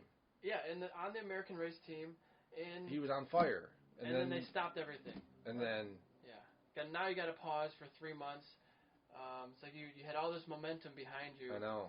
And now it's like a chance to shine. Just wait a minute. Yeah. Just hold. Chance. I mean, sure, everyone's got to go through it. Yeah. And it looks like they got the bike pretty squared away. But I've seen him. He's been riding those. I don't know how to say it. Ovales or. I said O'Halvey. I don't think that's right at all. Ovale or Ovale. Yeah. I think it's Ovale. Yeah. Like those things are cool. Yeah, if they weren't $10,000. Are they that much? Yeah. I think there's a couple of different models. There's a 160. They're there's a still 190. ridiculous. I think they're like $6,000. That's an R6. Yeah. Yeah. But it's a race bike and a 190. Yeah. It's cool. It's pretty cool. If you got the money for it. Yeah, if you're a rich person. If that was $3,500, I think they would sell so many more. But you can't make that good of a bike for that cheap. You don't think so? No, the suspension on that thing's awesome. I think if they can make a ZX6R for $10,000 price point now, they should be able to make that kind of bike at a 190 for $5,000. Yep. I think that's reasonable for a race bike at that level, because I mean my Kawasaki, the 09 600 I bought was like $7,500. Yep. In 2012, and that was a full ready race bike with some miles on it used, you know. Yep. So I don't know, but yeah, I've seen him on those bikes out in, I think, California, and getting some training in, and I think it's all those guys at the world level, they have really good backing. Some of them are going to have better backing than others. Some of them own racetracks in their backyard, or like Carl Abraham, I think his dad owns Bruno, is it? Is it? I think so. Oh. And so, you know, he gets free track days every day of the year. And Valentino has all of his own. Yeah, Misano, and he's got his practice track. Yep. Or whatever one is 10 Ks from his house. So they all have different levels of training ability. So come time for the first race of the year, I think some people are going to shine more than others because they've had all this track time to be, all this free time to be still practicing. Yep. And although it might not have been on Grand Prix circuits, they're still out there on kart tracks and doing laps and mountain bikes and cycling. It must be weird though, going from a kart and getting on a MotoGP bike. Oh yeah, I mean it's like if the you G-forces are so different. Yeah. Yeah, from going 120 to now you're over 212. Is it 212 miles an hour? At Mugello they do like 220, 220 or 230 or something ridiculous. So where does it end? Where does it stop? Are we going to say you can go to 500 miles an hour in 2030? I don't think they'll get ever that fast. No. No. I mean, we have the salt flat things going to, I don't know, 1,200 miles an hour. What is it? Yeah. I mean, we have the technology. It's just not widely distributed, right? But the problem is you can't get that thing to in corner. a package to corner. Yeah.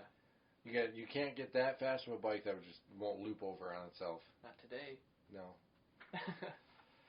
It'll get to a point, just like Formula One, they start slowing them back down. Yeah. There's a lot of rules in Formula One that are in place that if they lifted them, it would go a lot faster. Yeah.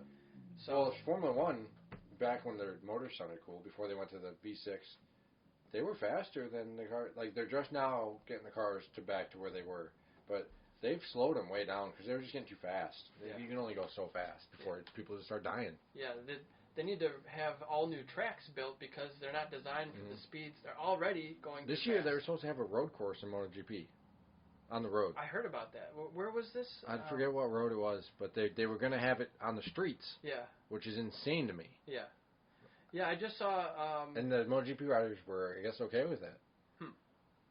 Well, I saw Marquez. There was an article that said, news for you, based on your interest. And it said Marquez was talking about Isle of Man. He said, like, I respect it, I like it, but I don't ever want to ride it. It's not for me. It's not right, or something like that. So it's interesting to hear their perspectives on it. Taylor Knapp had an opportunity to ride for a Kawasaki at Isle of Man. Yeah. And he said he turned it down. He said he'll die. Yeah, I mean, I feel like I would race that if I could go through 2 full seasons without having a single crash. Yeah. Like at race pace. I think that's probably... You can't go to Isle of Man and go race pace. No. I mean, I would love to go ride it. I would ride it tomorrow. Just on a moped. And ride it, yeah. At like 60%. And like have fun, maybe go over 100 miles an hour here and there. But you got to memorize 37 miles of track and curbings and lampposts and houses and cliffs. Like, this bush coming up, I know that I can go wide open. I'm going to catch some air. Yeah. But I can go wide open in this one. And the next one has almost the same bush, and that's a 40-mile-an-hour corner. Yeah. Yeah, don't confuse those two. No. Otherwise, you're... It's like mountain climbing. Like yeah. You can't fall off at all. Like, how do you memorize Pikes Peak? All these tiny little crevices. Like, there's a rock here with a hole behind it. Yeah. That's... I know a guy who turned 110. Who did Pikes Peak, Eric Telger. Yep. And he flew off the mountain. Yeah. I saw pictures of him. His bike was in the rocks, and I guess he didn't fall. I guess his fall, personally, with his body wasn't so bad, but I think he's still got some injuries from it. Yeah. Nothing life-threatening. And Chris Fillmore, he's been beating the record every time. Takes some balls, man. That's another level. Yep. Would you ever do something like that? Those kind of Yeah, but I would races? never I would never have expectations of winning. Just to participate? Yeah. Because I could go easy. I would do Pikes Peak over like Isle of Man or the Dragon. Yeah. I feel like cliffs aren't as scary as woods and guardrails. You think? No, they're not to me. I don't know. It's just different. Yeah. It's just like an absence of something. And you can cross lanes. Yeah, you can use the whole course there. Whereas the Isle of Man, not the Isle of Man, Tail of the Dragon, if you cross and you hit a car, semi-truck coming through. Semis aren't allowed there anymore. They still do sometimes. You get lost, but yeah, like you only got 15 feet to deal with. The track's only 15 feet wide. Yeah. And I don't know. Makes sense though. Yeah. And I can drive the Pikes Peak the day before 25 times to learn it. How long is that one? 10 miles maybe, something like that? 11, I think, or something. Yeah. Yeah, it'd be interesting just to go there and visit. I'm just such a fan of all this motorsport. The problem stuff. is that you can't really watch. You just get to watch and that's it. Unless you're at the top, you can see it kind of all the way down. I don't know if you can. You can't sit up there. You can't see you can only see a couple corners. And for a while, it was all dirt. Yeah. Just sort of recently, they just paved it in sections up the mountain. Yeah. So like every year they it broke the record. Well, yeah, it's paved more. You're gonna get faster. Right. Yeah. As time goes on and technology gets better. There's there's another climb that they do in the rally races. Bikes can't do it because it's half dirt. It's I can't. Every time I talk about it, I forget it. Not Dakar. No, it's not. Baja. Mount Fuji. Washington. Washington in California, or Washington. I think it's Washington State. Yeah, Washington Sounds State. about right. And yeah, half of it's dirt. It's pretty cool. I would like to go to that one. You could do a dirt bike or like a supermoto, maybe. Car. Yeah. Uphill. Yeah. So. Yeah. Yeah, it'd be interesting to take that kind of bike on a supermoto track. Yep. Where they have. I've always wanted to do one of the small jumps that they have, like a paved jump for a supermoto. Those look fun. Yep. We don't have any paved jumps here in America. No? It's all overseas? Yeah, overseas they have crazy expensive supermoto tracks. They bring hundreds of thousands of fans. Yeah. Here, there's almost no scene. I don't really see any scene in the supermoto area that I see in America. No. Certainly not this year. Back when I went with a buddy, he won the whole event, he got a set of grips. He's like, why go? It's nothing. Yeah. No purse. No. And that's a pro event? Yeah. It was downtown, in one of the big cities up north, downtown. Yeah. Tons of people there. It was cool. Yeah. During a bike event, like a Mardi Gras or something. Yeah. So there's tons of people there, but there's no reason to do it. Just for fun. Yeah. Your own fun. And you're more than a motorcycle racer. You're a mountain bike racer. Yeah, I've done 2 mountain bike races. A couple of them. 2 now. 2. You did Pontiac Lake and Addison Oaks. Addison Oaks, Michigan.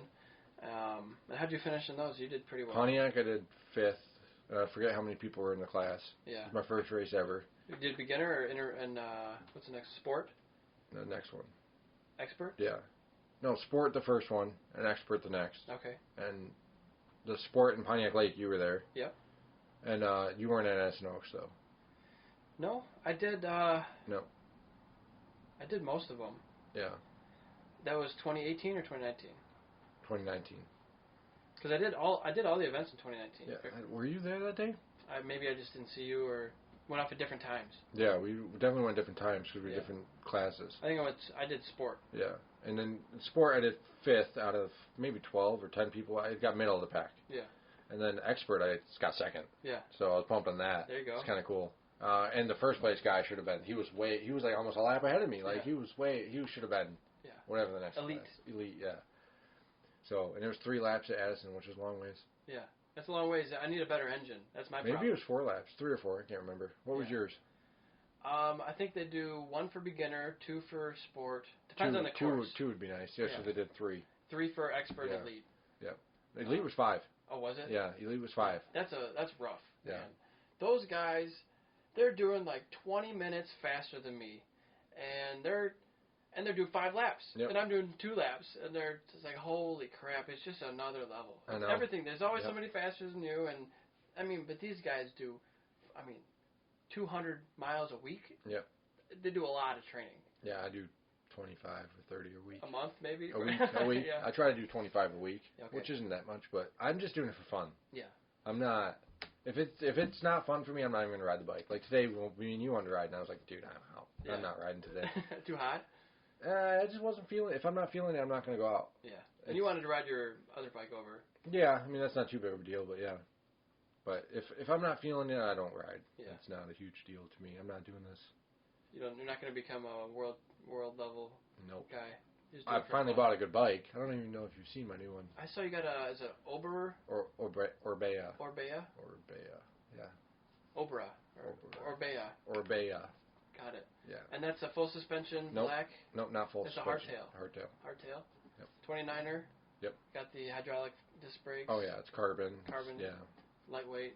Yep. Throw it over your head, one hand. It's really not that light. It's not much lighter than aluminum. A little Probably bit. like 27, 25. Yeah, something like that. I don't know. Yeah. But good components. yeah, it's almost the same as my old one, except carbon. Yeah. Okay. So just an upgrade. Yep. Nice. I can't believe the difference between aluminum and carbon. Is that much better? Have you ever ridden carbon? So my road bike has a bunch of carbon components in it. It's not Okay. full carbon. It's like OCLV Trek carbon. It's like the proprietary. Okay. But my Trek top fuel, the full suspension, is aluminum. Yep. So I don't think there's any carbon on that one. Yeah, it's a different. So they're identical bikes. One's aluminum, one's carbon. Just different material. Yeah, just different. Same frame, same shape, same everything. It's called a 4x4 frame. A little bit stiffer too with the carbon. You'd think. It's weird. It's different, but it flexes. In different points. Yeah. So the seat post is like a shock. Okay. I could feel it. You could feel it right away. Yeah. It's insane. I feel like that would be helpful, less jarring, especially with a hardtail. Way faster on the carbon bike. Yeah. And just not even because of weight, but like the flex that you get is insane. It's so cool. That's good. You got a good fork on that? Yep, good air fork. I don't know, some rock shock, something. I don't know. I would like to get some sort of downhill bike, but there's nowhere to really do it around no point. here. You can get a race R6 for the same price as a downhill bike. Yeah, they're a lot of money, for sure. There's a guy I used to race with, Colin Kozik, I think is how to say his name, and he's he was like 3 or 4 seconds faster than me, and he's been out in the West Coast, Whistler area, doing all that downhill stuff, and man, he's just flying on it, getting massive air like you would on a dirt bike. Yeah, I know. Those things. They're pretty much dirt bikes without motors. Yeah. Yeah, it's crazy. But those get, I think my fork is 100 millimeters of travel. That's what mine is. Which is not that much, and they're up to, I think, 170s to 200 millimeters. Yeah. It's like double the fork travel, and shock travel is about the same. Yep. So, I mean, you could do it on the bikes that we have. It wouldn't be... If I ever go there, I'm just going to rent them. You can rent them. Yeah, you could, just like at Ray's. Yeah. You could rent the indoor bike park we went to Ohio. Have you been there? I went with you that one time. Oh, did we? Yeah. Did you? A couple years ago. It must have been 13 or 14. Yeah, that place is so awesome. Are they still open? Yeah. And so Ray's, they have like foam pits for jumps, and it's like 450,000 square feet. Yeah, it's a big warehouse with all different. It's like 5 warehouses. And there's different mountain bike trails and indoor. That place is so cool. It's all built up with wood, and you go up and down different levels. Into the rafters. Man, I want to go there again. That was a lot of fun. Yeah. They're only open in the winter. I had heard that they closed down years ago. Nope. But maybe that was just for the winter. They're only open in the winter. They close in the summer. Oh, maybe that was it. Yeah. And I thought they closed for good. There's a sign on the door that says go right outside. Okay. So. Yeah. It's only winter from like maybe September to March, April. I think April. And then, October to April or something like that. And there's certain days in the summer you can go. Like they open up on a weekend here and there just to, change it up. Yeah. But so shout out to Ray's. We got to go back to that. That was a blast. And in the summer they rebuild stuff. They change it and they just put new. So it's not static or it's always changing. Yep. That's pretty cool. And you're a big BMX guy. You've done BMX. You was for. Well, for a I still long time. have it, but it's just. I remember you were buying. You bought a new frame recently. Not that recent, but it's been like 10 years probably. Yeah, that long. Yeah. I remember you had it in the back. You're like, check out this frame I got. Did I? Probably at like 2013 time frame. Okay, yeah. I remember you showing me.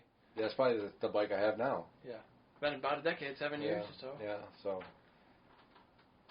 Yeah. I mean, BMX is fun, but it's dangerous. It's a little kid bike. I'm 31 now, so are you that old now? Yeah, I shouldn't be Holy riding. shit! But I'm just kidding. we were just talking about riding last night, me and my buddy. Yeah.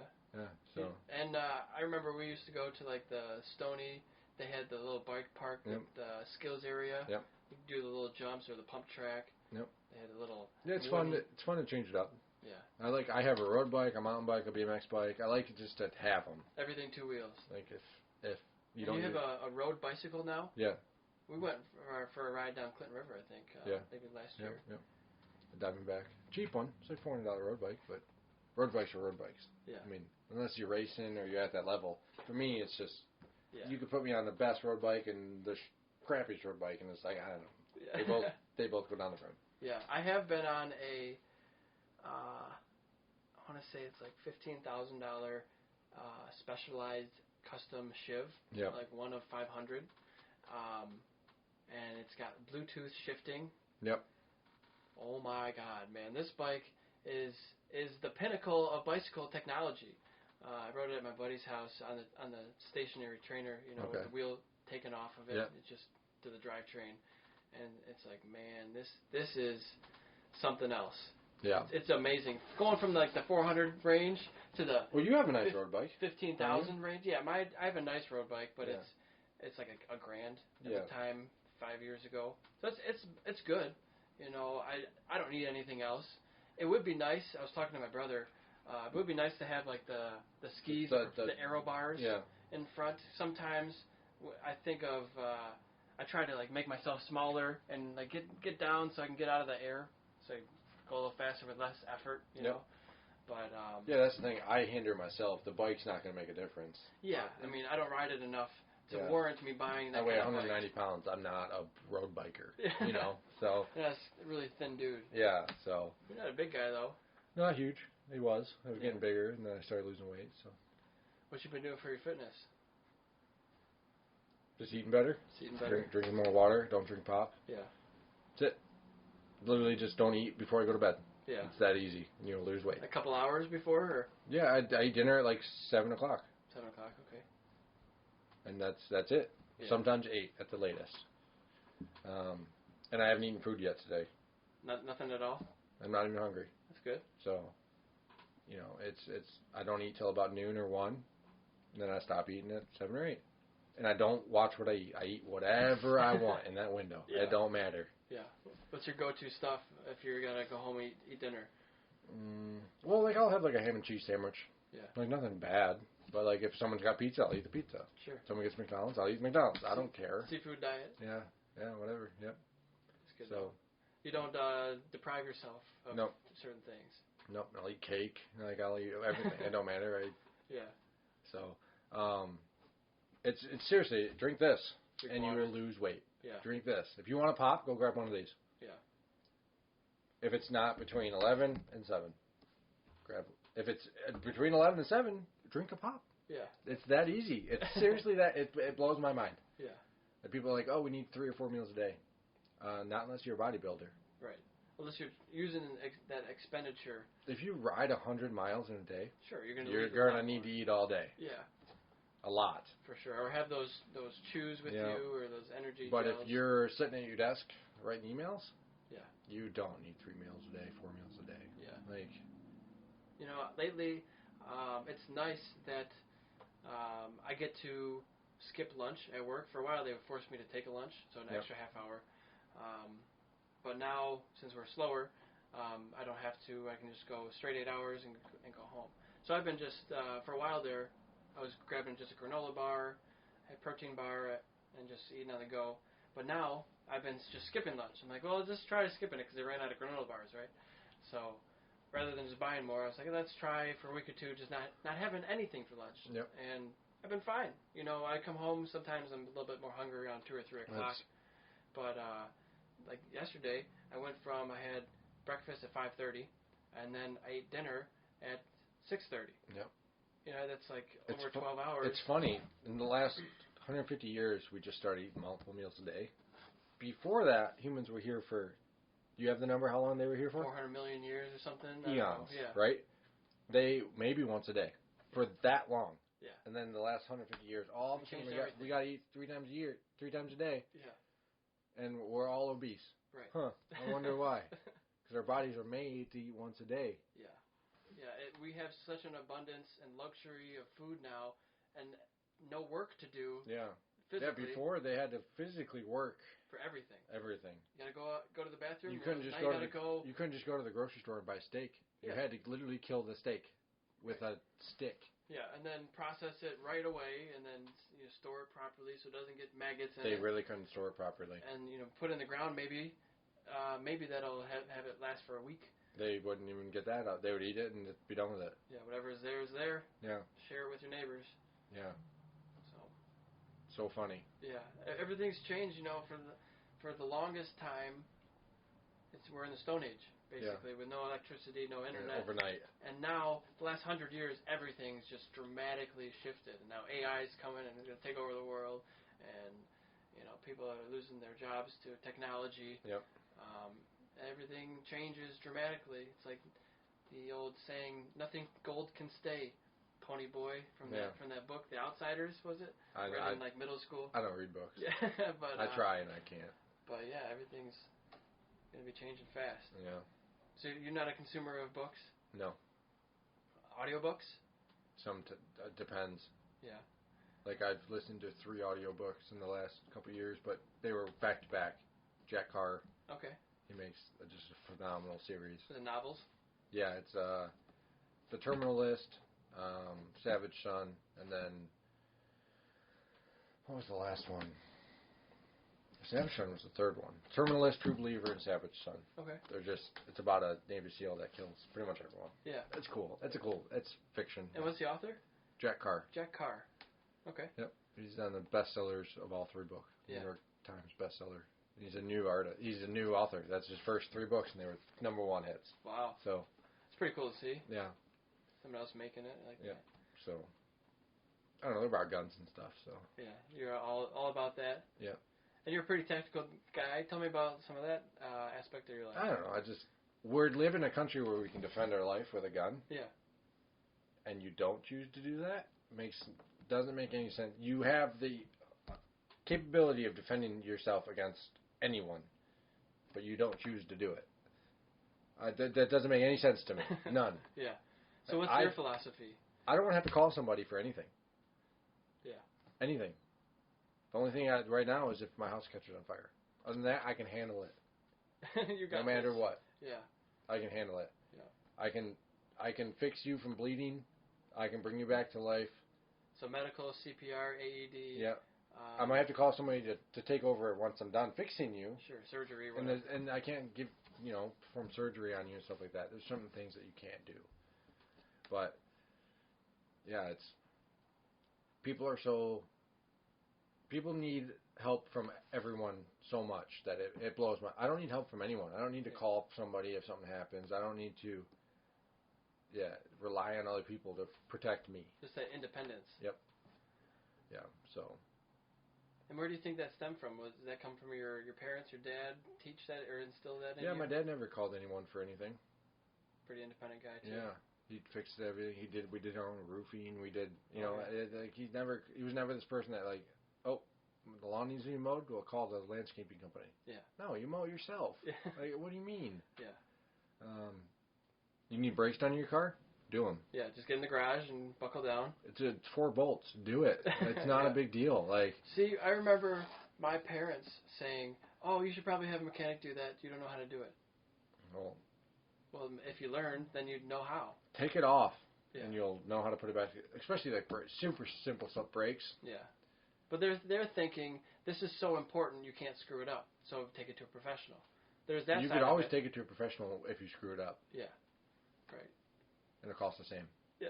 It doesn't make any sense. Sure, just give it a try first. Yeah.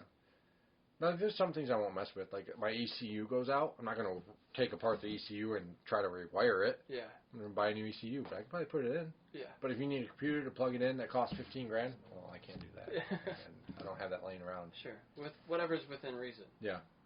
So, and then the firearms, it's fun to shoot guns. Yeah. We live in America. We're allowed to. Oh, yeah, for sure. So.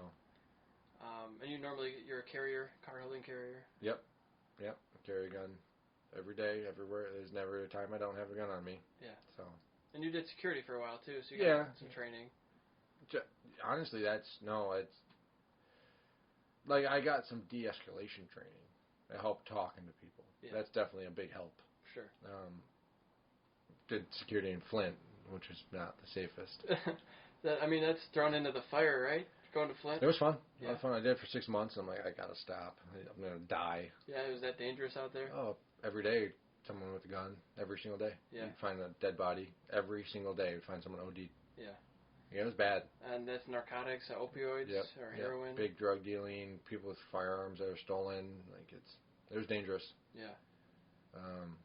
I wore a bulletproof vest every day. Like. Is that hot? No, it was in the winter. So yeah. I did it all winter. But would it be normally? Yes, very. It doesn't breathe very well. No. Because I was actually talking about this. Somebody at my work was saying, "Man, I need a bulletproof vest." They keep yelling at me and just cutting hours for people. It's like, I need a bulletproof vest out there. I'm like, they can't be that expensive. Yeah. So how much are they? They're not that expensive. I think mine was like $150 or something. Yeah, for saving your life, it's worth the investment. Well, potentially saving your life. Yeah, they're not it's not a bulletproof thing, right? It's not. It only protects this much. Really? Yeah, it doesn't do your head or your shoulders. Or this way. Yeah. It seems like it's needs more armor. No, because then you lose mobility. Mobility is survivability. What if you just walked around wearing one of those chainmail? It'd work against swords. Somebody's attacking you with a big sheath or something. The problem is you have no mobility. You're just gonna be dead. They just laugh at you. Yeah. Could you imagine? That'd be fun. But no, yeah, it's it blows my mind that people don't take. They think the whole mentality is it won't happen to me, but they wear a seatbelt. Why the hell do you wear a seatbelt then? You plan on getting in a car accident? Yeah, I love the saying. I think maybe you said it to me. It was something like, well, I don't think my house is going to burn down, but I have a fire extinguisher. Or fire extinguishers are very inconvenient, but when your house is on fire, you want the biggest fire extinguisher you can get. Yeah, for right? Sure. Yeah, that's the line right there. Why do you have a fire extinguisher? I don't expect it to burn down. You plan on your house catching on fire then? No. No, nobody does. Then why don't you have a gun? Right. Yeah, my parents, my mom had always said, we don't want guns in the house, all this stuff. We did have my grandpa's rifle that was always, under the love seat in the living room, but never loaded, never shot, never went to the range, never was around guns growing up. And so my dad always respected my mom's wishes with that, never had one, it's fine, not a huge deal to me. But now this pandemic started, and she's like, we need to get a gun. It's like, well, I wanted one years ago. You told me we can't have one. Now we can have one? What's the difference? Yeah, the worst time to want a gun is when you need a gun. Yeah. Because then you don't have it. And they got to wait a couple weeks. It's it's like your car being completely out of fuel where it won't run, and then you're like, oh, let's go on a road trip. We got to walk to get gas first. Yeah. Why would you set yourself up for that? Yeah, setting yourself up for failure. Yeah, it doesn't make any sense. You can buy a gun for $300, a nice gun. Yeah. With the class and everything, maybe another $100. Yeah, the classes are $150. Yeah. And it's $110 to get the license. So $500. $600. You're set up, and you're legally allowed to carry a gun everywhere you go. Yeah. It doesn't make any sense to me why everyone in America doesn't have it. And it changes state to state, so you got to know your laws. Yep. But almost every state, there's a couple that don't allow it. Chicago. They do, but it takes a lot to get it. Yeah. You might not be able to concealed carry, but you can open carry. Not New York and stuff like that. No. Yeah. Chicago. So it depends. Chicago, where you can't are. even have a gun. In New York City, you can't even touch a gun. Yeah. You're a felon if you touch a gun. Really? It's insane. If you have GSR on your hands. It's insane. Yeah. But we live in a free state, in Michigan. Yeah. It's free still. For now. Yeah, for now. And people are just, they say they're scared. A lot of people are scared of guns, which I don't know why. Well, they're scared of the possibility of what it could do in the wrong situation. That's so funny to me that you don't trust yourself enough with a gun so much that you're scared of the gun. How capable are you as a human being to not be able to shoot yourself with a damn gun? Well, how do you drive a car? How do you go to work every day? How do you brush your teeth without poking it down your throat and suffocating to death? It doesn't make any sense to me, Eric. I don't get it. Yeah. Well, I was nervous when I first got my gun about shooting myself because I just never been around it. So you told me for a while, okay, you're going to carry, you have your license, it's concealed CPL. So why don't you just, if you're concerned about carrying it chambered, then carry it unchambered for a month or however long, and tell me how many times you accidentally press the trigger. Well, after a month, how many times? It was 0. Yeah. So why are you scared? Well, because it's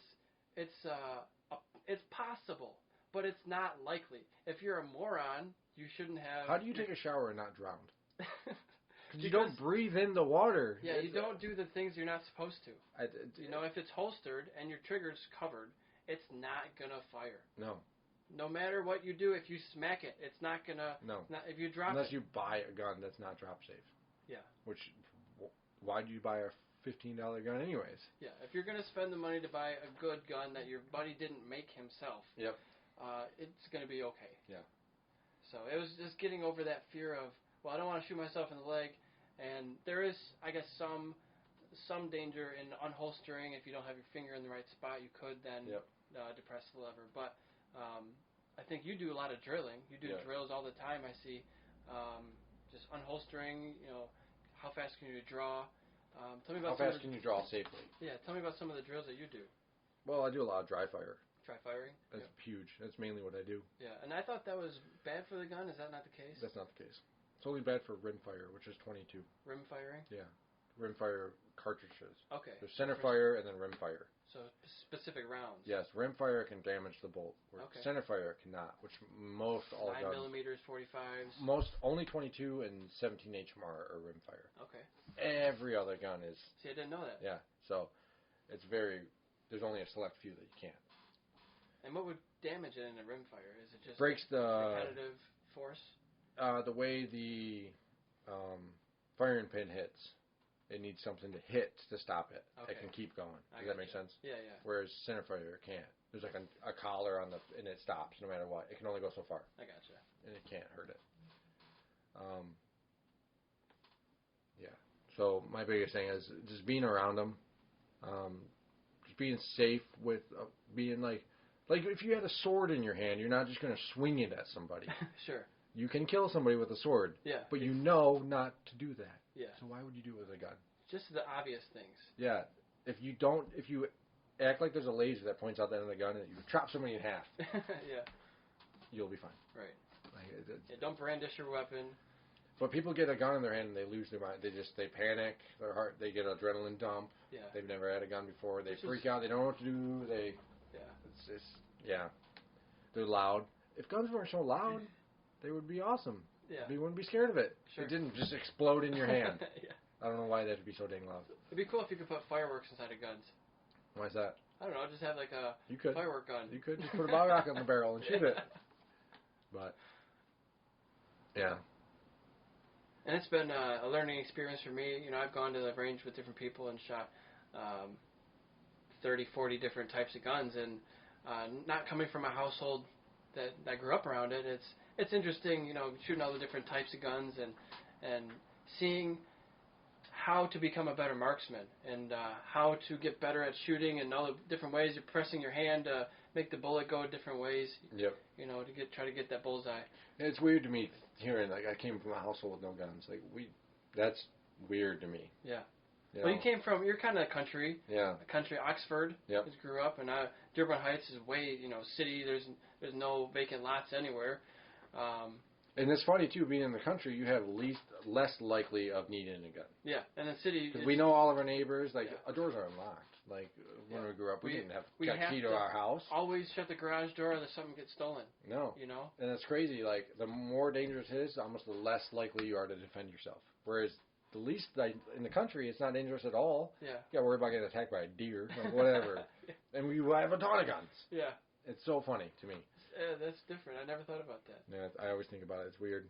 Yeah. And growing up as a kid, I was shooting. I had my own BB gun when I was my second birthday.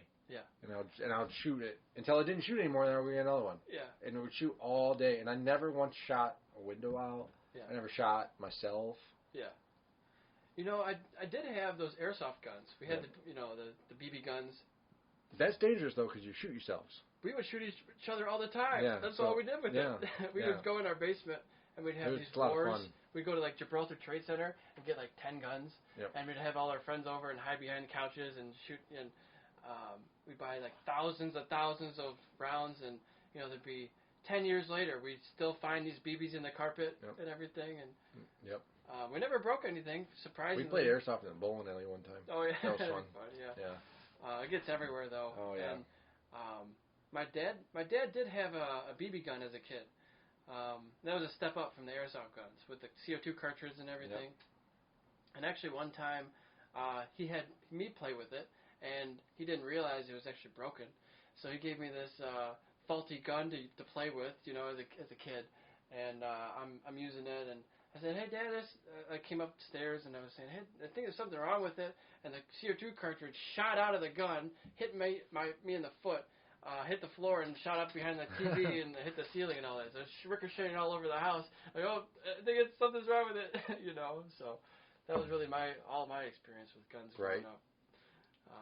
But it's good to go shooting and get that. It's a perishable skill. Yep. Just like motorcycle riding is, you lose some of it after a while. Shooting handguns are really hard. Yeah, to be line accurate. sights, pull the trigger straight to the rear. It's not hard, but it is. You can do it easily, but to be good at it is difficult. Yeah, it just takes time. You got to pull the trigger. Yeah. I have hundreds of thousands of rounds. Yeah. At this point, so like shooting the gun, the gun doesn't even move in my hand anymore. It's just shooting a gun's not scary to me anymore. I don't know. And you have those. I want to get some of those headphones you have. Yeah, the electronic muffs. Those are really nice. I've been thinking about for work because we have an extremely loud work environment. Okay. With. Do you wear earplugs? It should. I do. I wear earplugs no matter what. At my job, Yeah. Well, the thing is, I'm really in the office, but my office butts up right next to the plant floor. Okay. And we have blanking lines, so we have different die sets that blank our aluminum and steel materials. And who do you work for? I work for an aluminum blanking company. Okay. And we have 7 different blanking lines that blank different shapes for aerospace and a lot of automotive, industrial, commercial applications, pontoon boat, stuff like that. But it's very loud. I'm not out there all the time, so I don't put earplugs in, but you're kind of supposed to. And so I thought, man, it'd be great if I could just throw those on, those electronic. They're like $30 or something. Are they? Yeah, they're not much at all. I thought they were got to be pretty expensive because they're electronic, and you can hear whispers with them, but it muffles gunshots. Yep. So it'd be great for that environment. You can still talk to people at normal volume and not to scream and yell, and be able to hear them. Yep.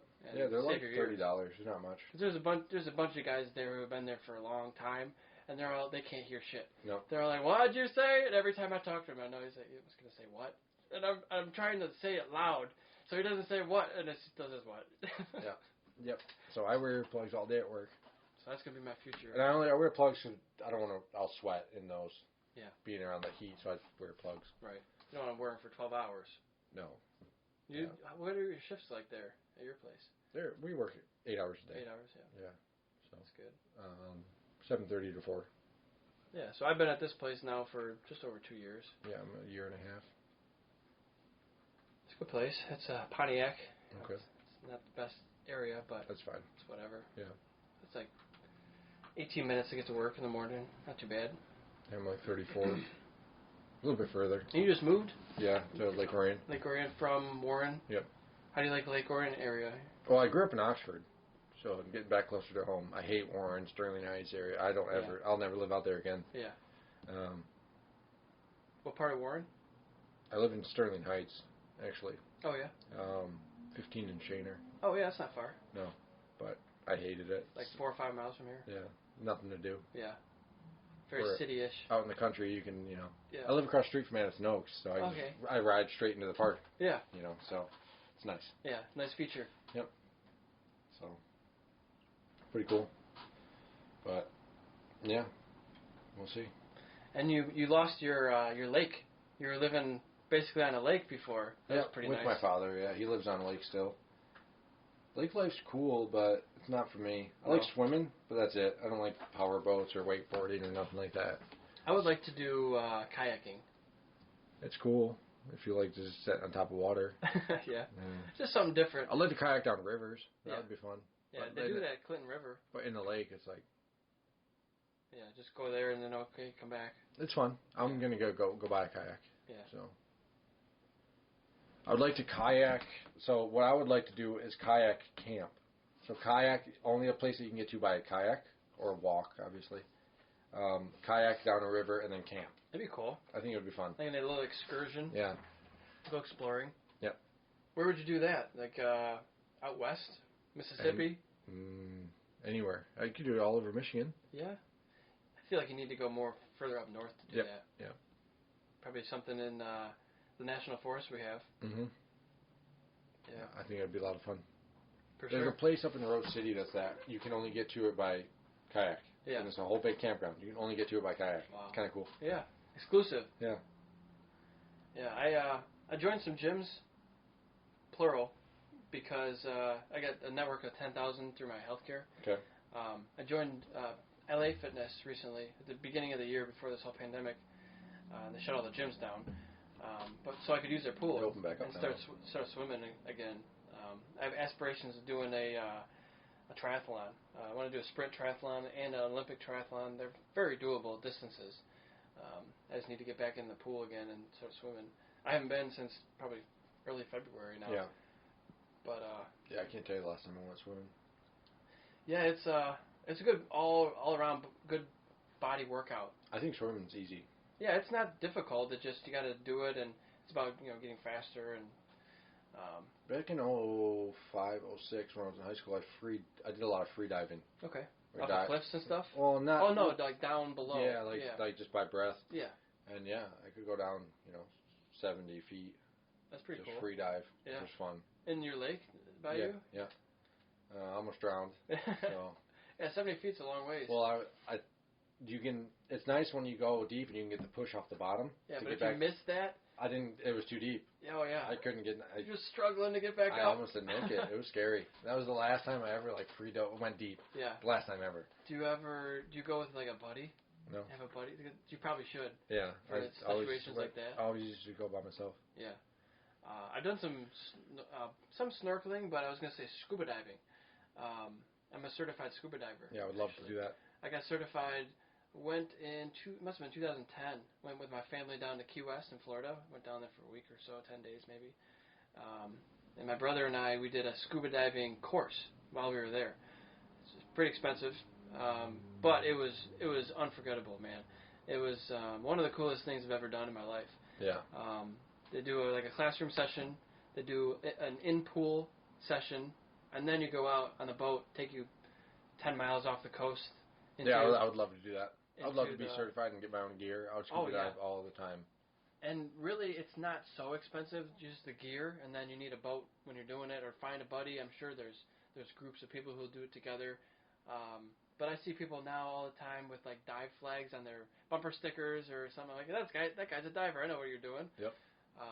But yeah, it's badass, man. To go down there, you see more fish in 10 minutes than you do, more animals in 10 minutes, corals and all kinds of crabs and things than you do in 10 years above land. Yep. It's amazing to see all those. I would love to. Stuff. I need to. Yeah. And we have tons of fresh water in Michigan to do it in. Yep. A lot of shipwrecks. I've never scuba dived outside of Florida since I did that one event.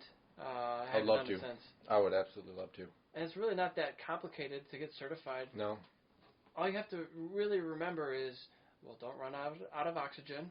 You're underwater. You need a buddy. So that's why I said the buddy system. Yep. You always have someone within an arm's reach, a very small space, who can give you their oxygen if you need it. And you practice that. You go underwater and you practice, okay, here's air so you can live, Yeah. and switching back and forth.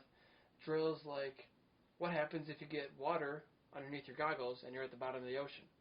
Yep. How do you see again? You blow out. Yeah, so you blow out. You blow out of your nose because it's connected to your goggles and your eyes. You blow out and you push it up so that the air fills it up again. So I would have never known that on my own. Or the biggest thing to remember is just don't come up faster than your bubbles. Yep. And with free diving, you don't have to worry about that you because can go as fast as you want. you're not breathing down there and you don't have the compression differences. Yep. But it does matter when you're breathing out of a tank. So as long as you don't come up faster than your bubbles, you'll live. Yep. So. It's kind of cool. That's why like dive watches are nice because you can time your descent. Oh yeah. Take you say 20 minutes to get down. Yeah. It's got to take you 20 minutes to come back up. Right. So like you don't go down, and it gives you bottom time. How long have you been at the bottom? Okay. So you take, say you realize, okay, it took you that long to get down. I have this much time. Yeah. Left right. to be at the bottom, and then it's going to take me that long to get back up. So yeah. So it's a nice little feature. Yeah, just got a plan. Yeah. So what kind of watch is that? It's a Sagan Instruments. It's a military guy, a Marine made a watch for Marines. Yeah. They all had G-Shocks at the time. And Sagan is actually a region on the Pakistan-Afghanistan border. Okay. Probably the most dangerous place in the world. Yeah. And he was there, so he named it after the guys there. Yeah. It was like a guarantee you go there, you're going to die. Yeah. Like, it's just a minefield, basically. More mines there than anywhere else in the world. Right. And it's like a $500 watch, nothing crazy, but it's super strong and durable. And they look okay. It looks like the bevel spins there. You're showing me. Yeah, it's a dive style. It's the one way. Okay. So you can time stuff. Yeah. And it like dings, or it says it's done at a certain point. No, it doesn't ding. No. That's just you can just time it. Oh, I see. That's cool. I've never seen one like that. Yeah. It's got the compass on there. That's just after I put it on there. Yeah. Oh yeah. Just trying to see. I don't even notice I have it, so I just leave it on. Yeah. Pretty cool. I do a lot of exploring, so it doesn't hurt to have a compass. Yeah. Helps to know which way you're going. Yeah. At work, we do a lot of magnets, so it doesn't work. I find it and it's just be spinning. It doesn't work, obviously, when you're on magnets. Screwing up the fields. So, but yeah, I'm kind of a watch nerd. So. Yeah. I like them too. Yeah. You got a couple of them? No, I buy one then I sell one. Oh, is that? But I've been trying to get a Sagan forever. He only makes certain batches of them, so I finally got one, and I'm never gonna get rid of it. Yeah. It's kind of how I feel about my Garmin. Yeah. I like this a lot. It's you can change all the watch faces because it's digital. You can change it to whatever you want. How long does it last on charge? 2 weeks. Yeah, that's pretty good. Which is awesome. Yeah. The Fitbit I had last was 3 days. Yeah. And Apple Watches last a day. Yeah. And this one is a military style watch. I have scratched it. That don't matter though. It looks cooler. It's like more rugged now. Yeah, this one's got a couple scratches on it now, but I wear it. I never take it off. Yeah. Ever. This one tracks my sleep, so I always sleep with it. Yep. I only really take it off when I'm taking a shower, so I can charge it, and I'm not tracking my steps then. I don't even take it off in the shower, but it's not. I don't need to charge it, so yeah, it's automatic. So nice. I've seen you can buy different bands and things. They have titanium DLC, like a diamond-like carbon material. But the thing is, like, just the band alone is $300. I know. Like, well, that looks really cool, but not today. It does the same thing that does. It holds it on my wrist. Yep.